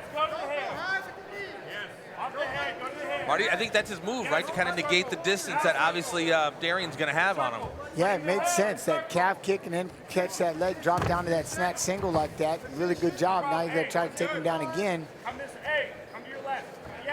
Now he's doing a good job adjusting. I like how he's listening to his coach. Good job of getting away. What's our poll looking like, JV? We got 63 and change for Darian Abbey, and we got about 36% for Marty Vancil. Okay. There you go. Good uppercut right there. Abbey is that double jab. He needs that double jab right hand, double jab uppercut. That's what he needs to do. That's his money. Is get him to bait get him with the jabs and get him to fall for it. Bait him with the jabs. Sorry, I'm trying to say it over and over. Look at that. See that right hand is landing all day. Yeah, Marty seems like he's catching that counter. Nice leg kick. There you go. Nice straight right. There's the uppercut. Whoa, he's turning up. He's hurt. This could be over. He's really got him hurt. hurt. Big Step elbow. back and hit him with that uppercut. Whoa. Stepped right back. Darian come out. giving him some room to breathe. Marty's got to try to relax. He's got to get focused. Get in there and try to circle. Get inside. Where's that calf kick? Get that. Don't let him just stand out there and just let him hit you. There you go. Throw those kicks. Seemed like he had him hurt. I figured he would have jumped on him, but he let him breathe a little bit more. Rotate. 2 stop 1. Rotate. See that 1-2, that double jab 2. Darian's definitely taking advantage of his length advantage. There it is. Single shot. One-hitter quitter. Cancel Christmas. Marty Vancil That face uppercut. down. That uppercut. Vicious uppercut. And I want to see the replay, but it looked like he was coming in. He'd set it up with a smaller strike and then just unloaded as Vancil kind of leaned forward and put him face first. Very impressive inaugural fight for Darian Abbey, Bellator veteran, stepping into the cage, taking care of business in very short order. Wow. It almost was reminiscent of a Mark Hunt walk-off, wasn't it? That one little short uppercut. Wow, big shout-out. Big shout-out to Darian Abbey. Wow. See, he does that nice right into that uppercut. Big straight left, right uppercut. Slept him. He ducked Single right shot. into it. Ducked right into it. Before we got started, I was looking down to our homeboy Pat MIletich here, and he said, Darian's got power. He's got power, man. Utilizing that 1-2, utilizing that double jab, uppercut, double jab, right hand over the top in the ear hole. Here it is, a Here it is replay again. He just fires that straight left and then just short. Nice. To the point uppercut that he never seen. You know, and I'm just realizing that I actually attended this gentleman's pro debut back in the day at Bellator. Watched him on the Mitrione Karatanov card. That was the big cup kick that happened in the first 30 seconds. And when I saw him, I'm like, man, he does look familiar. And he looks so much better 2 years later. I remember he came out to the crowd after his fight afterwards, after his first pro fight. I think he was a late step in there. So Caged Aggression looks great in his debut here. Can't wait to see him more. For sure. Nice addition to the roster. No stranger to the lights, too, being a Bellator veteran, and he made very short work of Martin Vancil. Shout out to Martin as well, fierce competitor. Ladies and gentlemen, your referee, Bruce Allen, has called a stop to this contest at 2 minutes, 8 seconds into round 1, declaring your winner by knockout, Darian Abbey.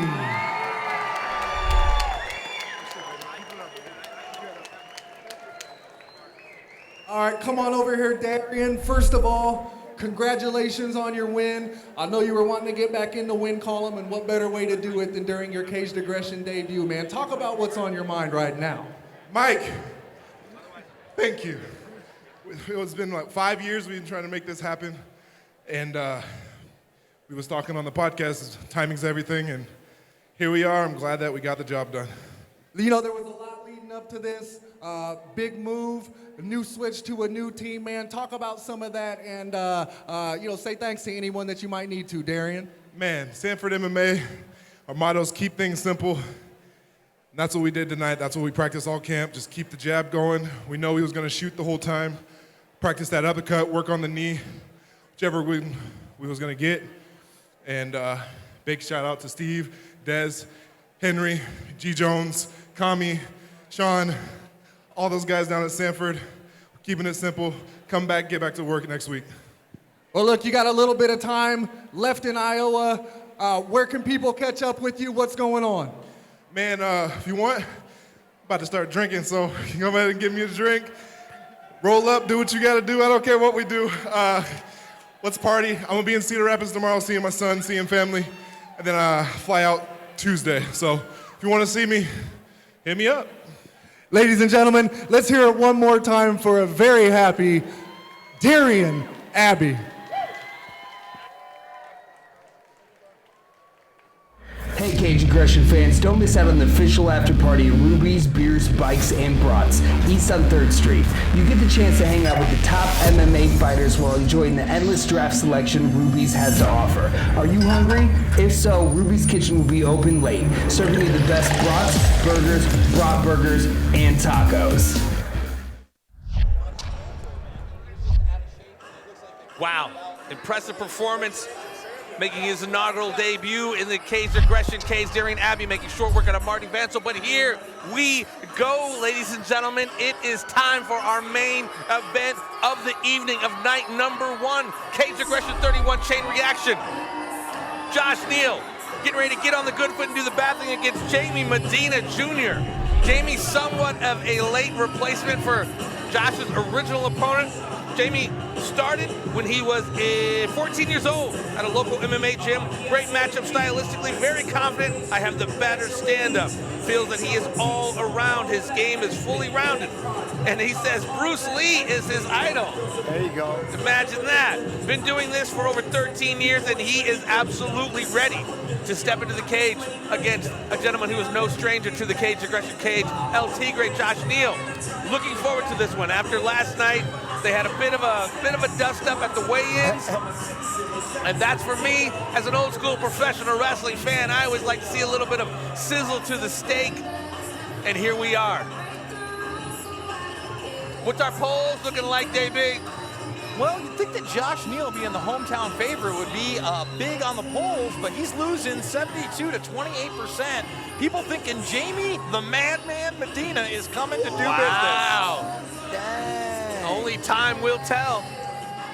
And again, I've asked you this many times, Jens. I asked Josh, and even Pat, what does that do when you get a last-minute fighter? Sometimes it's just, hey, it's just another day at the office, but summer's like, hey, I need to do some homework and see what their tendencies are. Yeah, a lot of fighters study tendencies. tendencies. You don't get that luxury. You just got to step in and force those tendencies. Work on your game plan, know your game plan, and that's, at the end of the day, that's all that matters.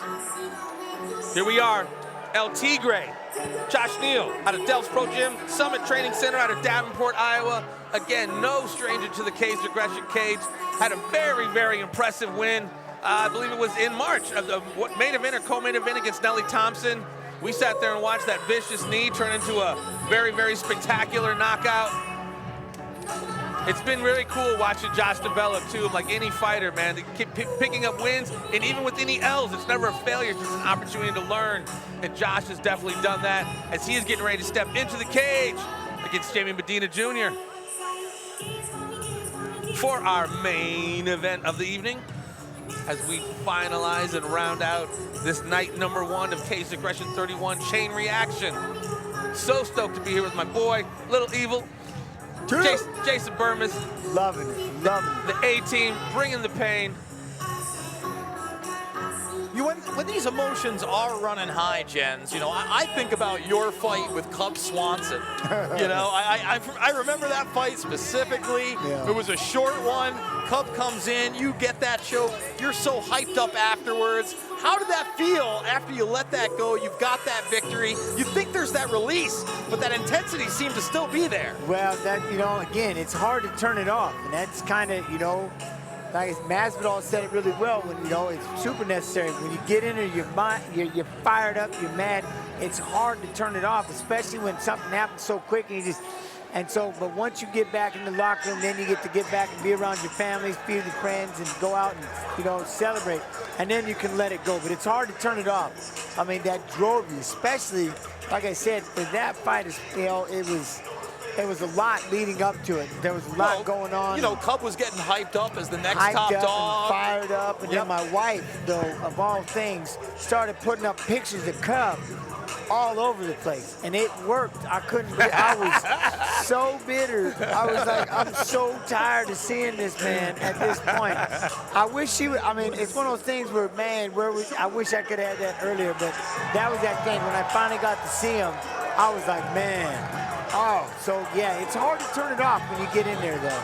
That was a great moment for me and my brother. I remember watching that card live, and obviously we were rooting for you. And just see you pull it off. Oh, it was nutty. Yeah, I loved it. El Tigre played a little bit of mental brinksmanship, making my man wait in the cage as he steps out with your boy, Mr. Smiley. Oh, there he is. Yeah, Jordan Trower's over there, too. And he doubled down on the music, huh? Yeah, I was gonna say. He had some tones and I, and then he had a playlist change. He had a playlist going on. And he's getting down to it, too. He's grooving in there. For sure, for sure. Like I said, they got in each other's face during the weigh-in, man, pretty intensely, to the point where I couldn't even interview Jamie Medina because his whole camp had to leave. There was a separation going on. And when I was able to talk to El Tigre, I just wanted to, hey, is this emotional level going to come into effect when you step into that cage? He's a professional, so he's like, no. But I'm not a fighter, been in that realm, but it's like there's almost still got to be a certain level of emotion going into someone who disrespected you. After in his what mind. you just seen earlier with that kick to the face, like I said, this is the hurt business. Yes. Thank you very much. It means a lot, though, you know what I mean? It's one of those things. This is the hurt business. The little things that motivate you, the little things that can drive you. It's okay, you can get fired up when you're in the cage, but the weeks leading up to it, the months leading up to it, you got to find the little things that can get in there that keep you fired up. Because unfortunately, as much as we train for a camp and as much as we want to prepare for a fight, the rest of the world don't always have your back. Absolutely. And so there's all kinds of things that can happen that can derail you, but that's why it's always nice to have a little mouth, a little talk, a little, you know what I mean? Because at the end of the day, you got your, you know what I mean? Like, I got my pride. So is that more motivation when you're going through that last week of the weight cut, or is it maybe mentally tougher when you're that much more emotional about a fight and you're cutting that weight? No, it's all, like it's all motivation. It's all the reason, because you have to get in there, right? Here we go, baby. Ladies and gentlemen, fight fans at the River Center and those streaming live around the world, this is our main event of the evening, scheduled for 3 5-minute rounds in the Caged Aggression Professional Welterweight Division, powered by 7G Distributing Bud Light. Introducing first, fighting out of the red corner. He stands 6 feet 1 inch tall and weighed in at 165 pounds. He trains at Medina's Martial Arts and is sponsored by Veith Construction, Performance Rehab and Occupational Therapy, Steam Dry, Spring Creek Powder Coating, Quad City Sunshine and Suds, Big O Garage Door, Webb's Heating and AC, Mia's Luscious Lashes and Hair, Homer's Sports Bar and Grill, Foley Inked, Van Fussen Drywall and Plaster, and DC Metals. Joining us from Scottsdale, Arizona, Jamie Medina Jr. And his opponent, fighting out of the blue corner. He stands 5 feet 10 inches tall and weighed in at 170 pounds. He trains at Delph's Pro Gym and Summit Training Center and is sponsored by Radon Solutions, Better Basement Systems and Concrete, Fair Straight Painting, Say Uncle Photography, Alien Boy Boxing, and Frick's Tap, the official El Tigre after party. Joining us from Davenport, Iowa, El Tigre, Josh Neal. El Tigre, Josh Neal. Jamie Medina. About to go down. All right, gentlemen, we went There over the is rules in the back. stepping Obey my in commands at all times. to Protect their yourself at world, all times. coming Fight in, clean, fight fair, fight hard.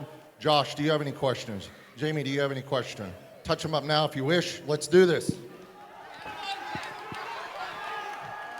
Time to get to business. Time to get to business. Our main event, Cage Aggression, Chain Reaction Night #1. Main event's about to go down. Don't expect a glove tap, folks. They did one when he first came in, but here we go. First 30 seconds.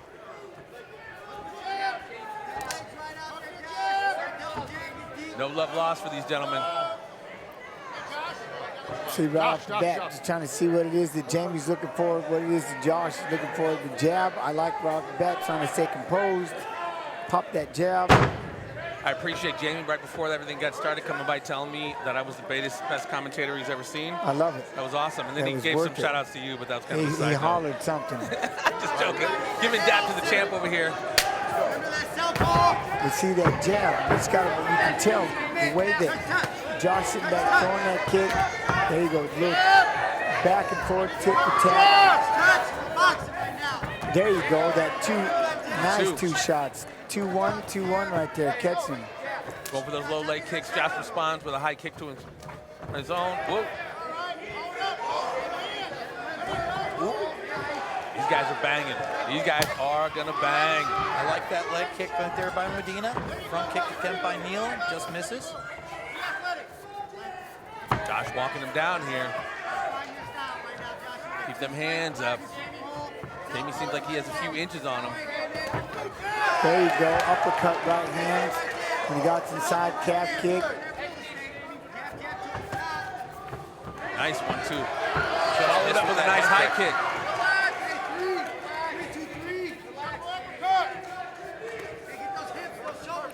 Medina is throwing a lot into those strikes right there. Yeah, he absolutely is. Gotta watch that counter shot. Counter shots. Nice body shot. Nice body shot, followed up with a little short right. Medina actually walked through that very, very well. Surprised he didn't get more rocking. There you nice. go, that uppercut. Nice one, He's too. finding the hole. He's finding the hole with that second shot. Tried to go for that flying knee.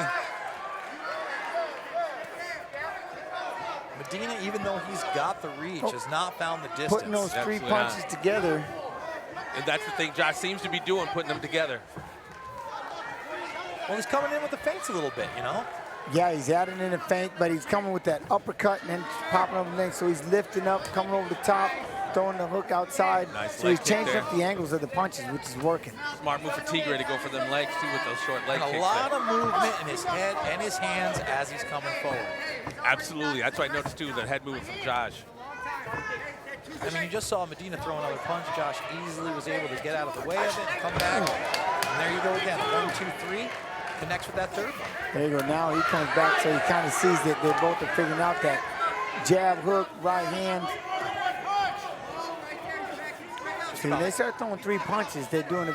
It's more effective.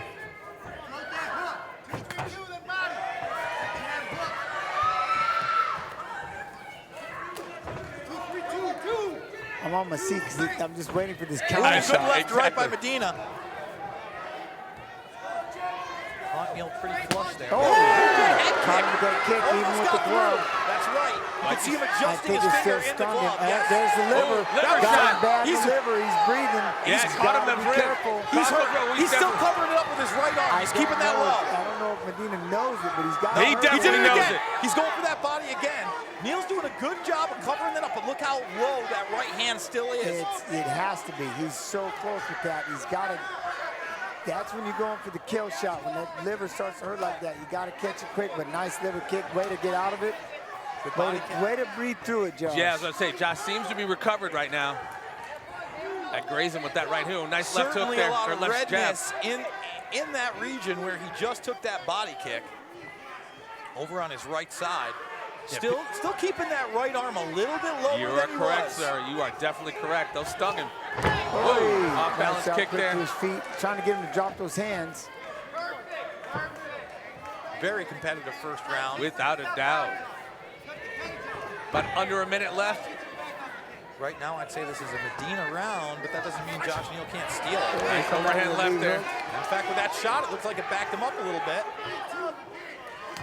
Both of them putting some serious stank on these shots. Ooh, Medina's got to be careful. Ooh, good, nice left jab. Stunned him with that right. 35 seconds left. He's got him knocked. Good Lord, that uppercut coming back with that right hand. Uppercut right hand seems to work. Whoa, there it is. Josh Neal. He's not seeing the punch. 20 he let seconds. him off the hook. Got him back with the jab. Josh got to be careful.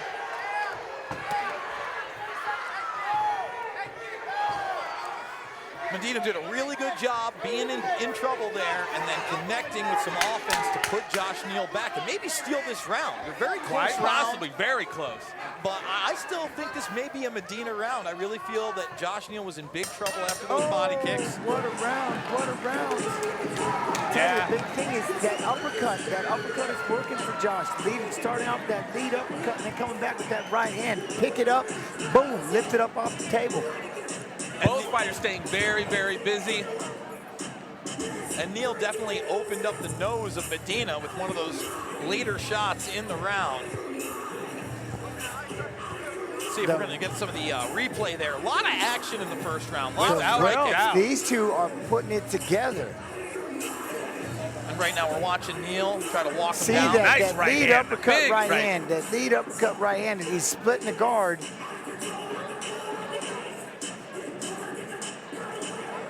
And then Medina, like I said, he had him hurt with that body shot. He should have went in for the kill shot at that point.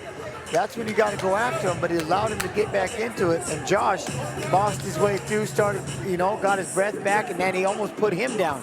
Really good back and forth. Without a doubt, it's hard to score that first round. Very tough round to call. It could go either way. I wouldn't want to be a judge on that one. I'd still probably give it to Medina just because those body shots visibly hurt Neal.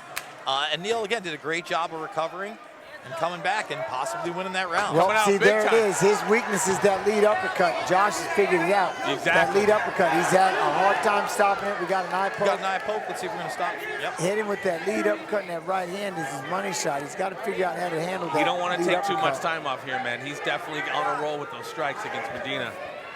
Yeah, but you almost don't have a choice. Yeah, you're true. You're true. Sometimes you got to take that 5 minutes. For sure. And as we've seen in the UFC time and time again, sometimes those fights get stopped. I don't think that's in the cards for Josh Neal right now. Seems to be recovered, and they're about to step back into the cage. Here we go. He's back, though. Good low leg kick by Josh Neal. I really like that. Another one. He's adding some color to it. Got him changing his stance a little bit. He's got Medina fighting way more defensive here. You got to watch out for those eyes. Medina's done a really good job of sticking him with those straight punches when he needs to. Yeah. He hasn't been able to get a second or third in there, but sometimes when Neal's coming in, he's taking that straight left. Nice. Calf kick. Definitely finding a home with those kicks. He's already switched up the stance. He's in trouble. Good body kick again by Medina. He found success in that first round with that liver kick. He's going back to it.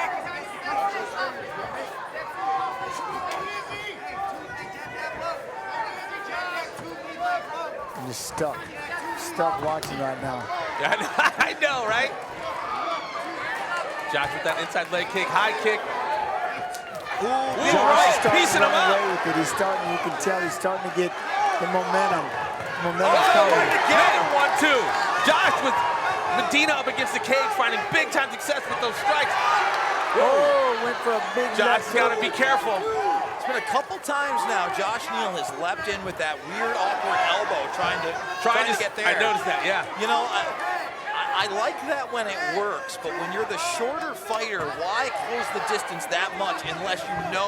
He is killing him here with these strikes up against the cage. I like when he comes with that rear uppercut and that lead hook. That's his money shot.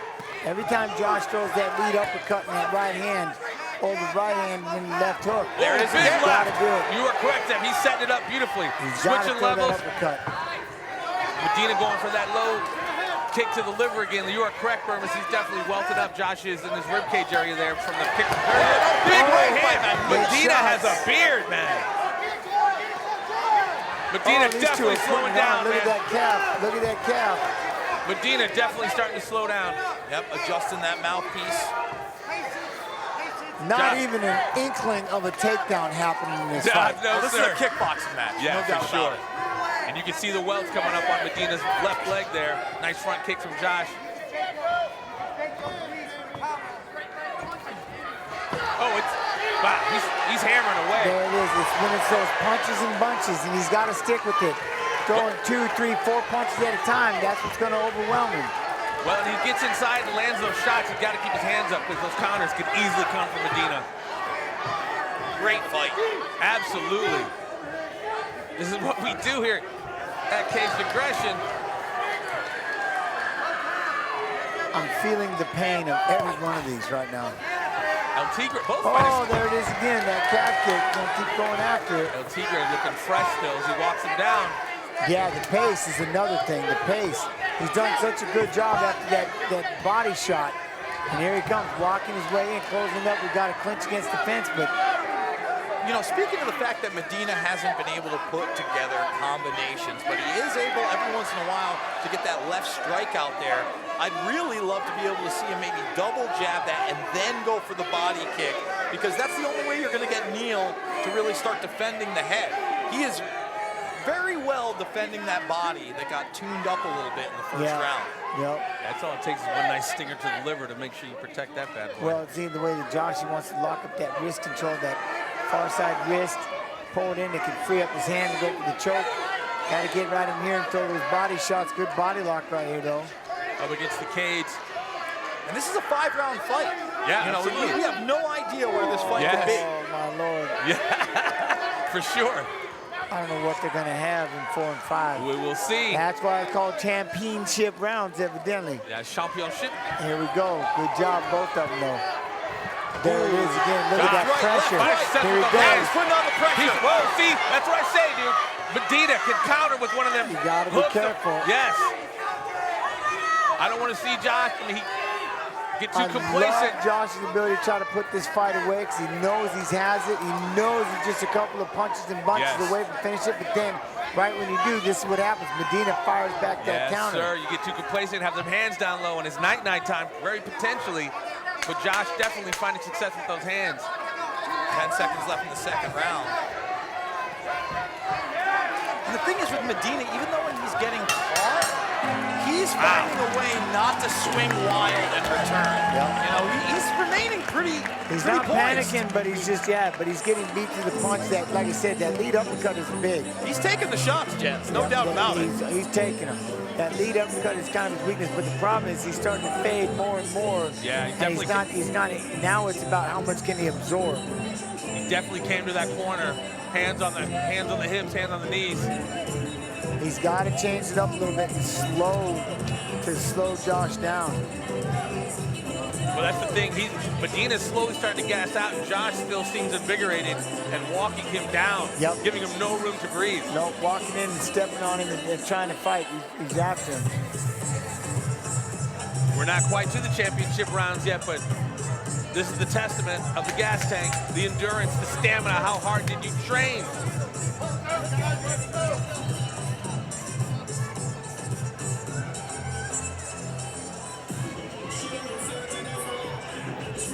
Cole still looking like it's favoring Jaime. Yep, Josh Neal, you know, covering some ground, 37.5%, but obviously this looks like, you know, first round was a little closer. That's definitely a Josh Neal round, no doubt about it. But again, Josh in no way can get complacent because There you Medina go. definitely Right off counterpunched the still. bat, that's where he does come out, makes a statement. There it is again. He's figured it out. He's figured it out. That left hand, that lead left, that lead hook right hand, digging for that liver. Medina's still What a statement. What a statement he's making. Counters. And Medina's keeping those hands a little bit lower when he's on the outside, trying to get Josh to step in. And now it looks like he's able to put together the 1-2. There it is, the 1-2. Yeah. There it With is Josh, again. Definitely Josh has got to be careful of that 1-2. Here he comes back with the punches and bunches, though. Got to watch out for that right hook from Medina. Oh, he's going in for the clinch. What an incredible main event right here, ladies and gentlemen. Caged Aggression 31 chain reaction. This is what we do.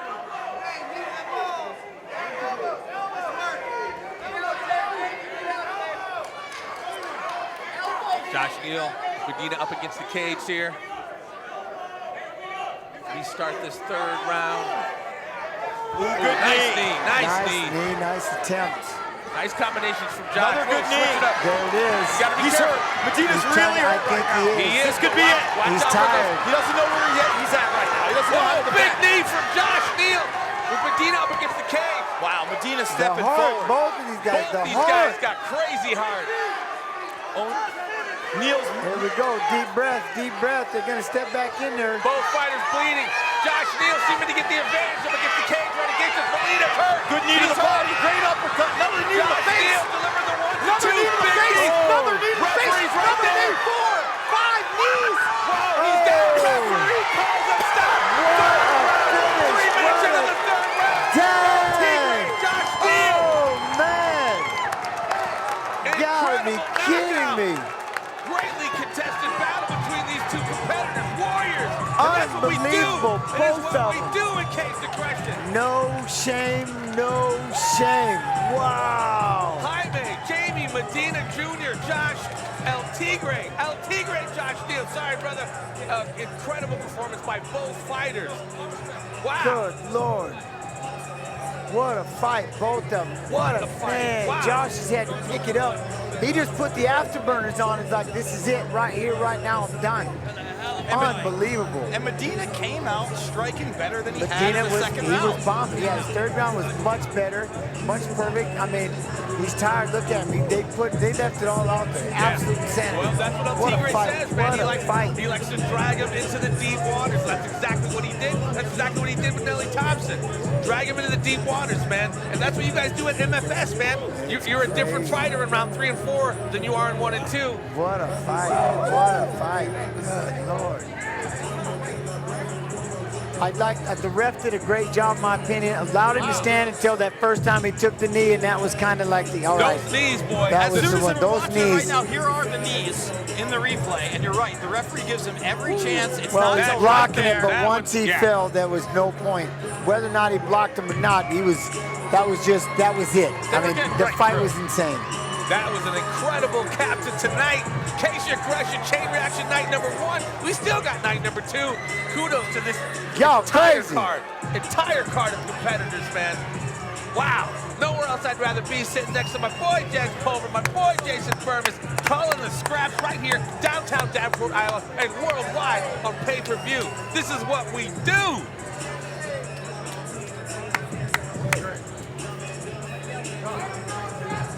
Both of them brought the pain. Jamie Medina, Josh Neal brought it tonight, as all of these fighters did, my man. Wow. Man. Ladies and gentlemen, your referee, Bruce Allen, has called a stop to this contest at 1 minute, 49 seconds into round 3, declaring your winner by TKO, El Tigre, Josh Neal.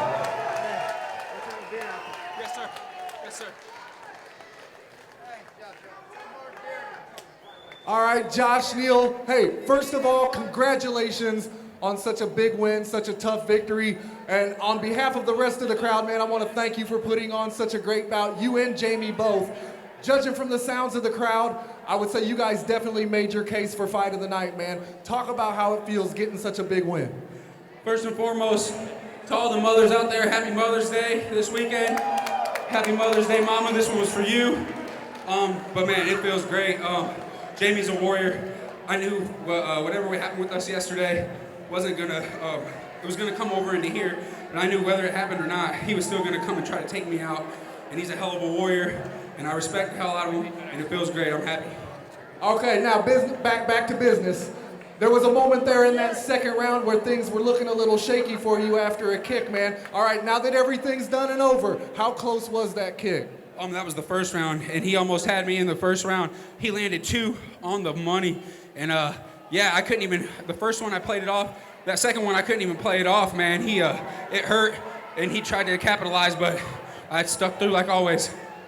Hey, Josh, I gotta ask you first, man. You know, you're on a roll, lots of momentum. What's next for El Tigre? Ideally, what's around the corner? Hey, check this out, man. I don't ever do this much, but hey, Mark Berry, LFA, what's up, man? Y'all can't keep denying me. 6-2, I'm finishing. Let's go, I need that. Dana White's Contender Series, I'm ready for any time you got that show back. And Mike Goodwin, I ain't accepting shit else besides the title belt, so let's get on it. All right, Josh Neal, take us home, close us out. It's the main event. Finish us up, buddy. Hey, we're getting it in at Frick's Tap, downtown, West End, West 3rd Street. Let's go, party upstairs. We're turning up. Let's go. Ladies and gentlemen, let's hear it one more time for your winner, El Tigre, Josh Neal.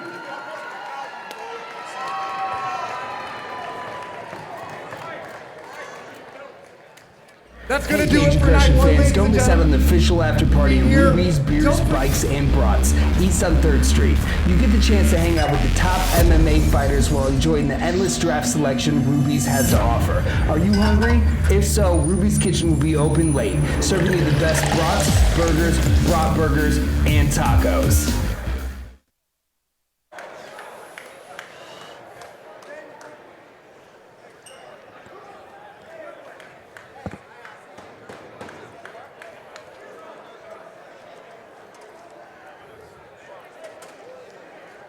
Fuck, dude.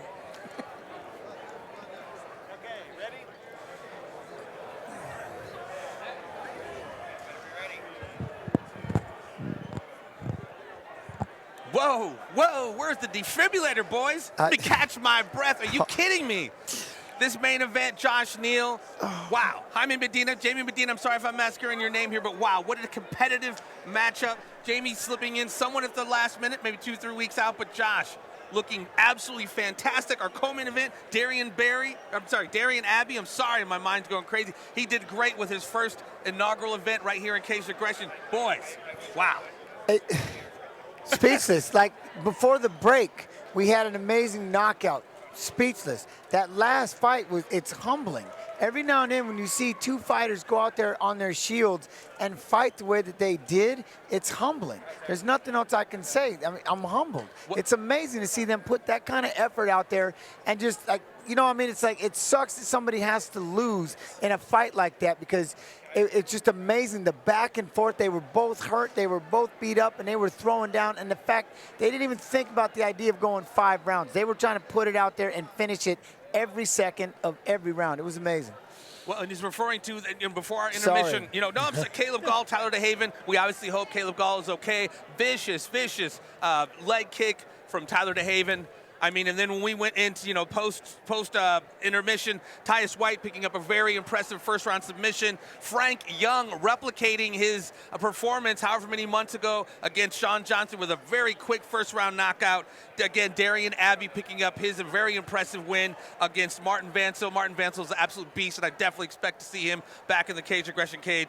And that main event, JB, Jamie Medina, Josh Neal, the rivalry had reached a boiling point last night at the weigh-ins. They seem to have put it aside. These guys put on an absolute striking clinic with Josh Neal victorious. They both walked out of there bruised, battered, and bloody. No one got out of that one easy. And like I said, Medina started to put it together in the 3rd round, but Josh Neal was just going to have his way. And once those strikes went up against the cage, 1 knee, 2 knee, 3 knee, 4 knee, that 5th one put him down. It was the end of the fight. And then our co-main, I saw Darian Abbey's pro MMA debut in Bellator. He does not look like the same fighter 2.5 years later. So I can't wait to see him in his next Caged Aggression bout. And I can't wait to be here tomorrow, Jeff, for the 2nd night. Just the beginning, and this is what we do here at Caged Aggression. Again, it's impressive. This is just night number 1, man. My man Jens will not be here tomorrow, and Pat won't be here tomorrow either because they're going to the wedding of Tim Sylvia. So we're going to be joined by the veteran of Caged Aggression,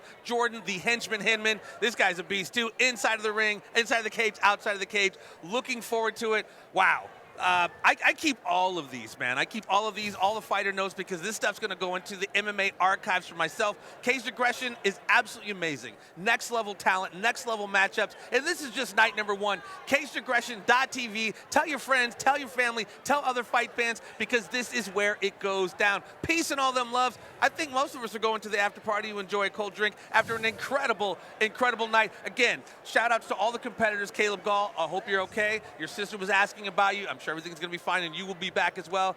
Woo! Peace and all that love, guys. See you tomorrow.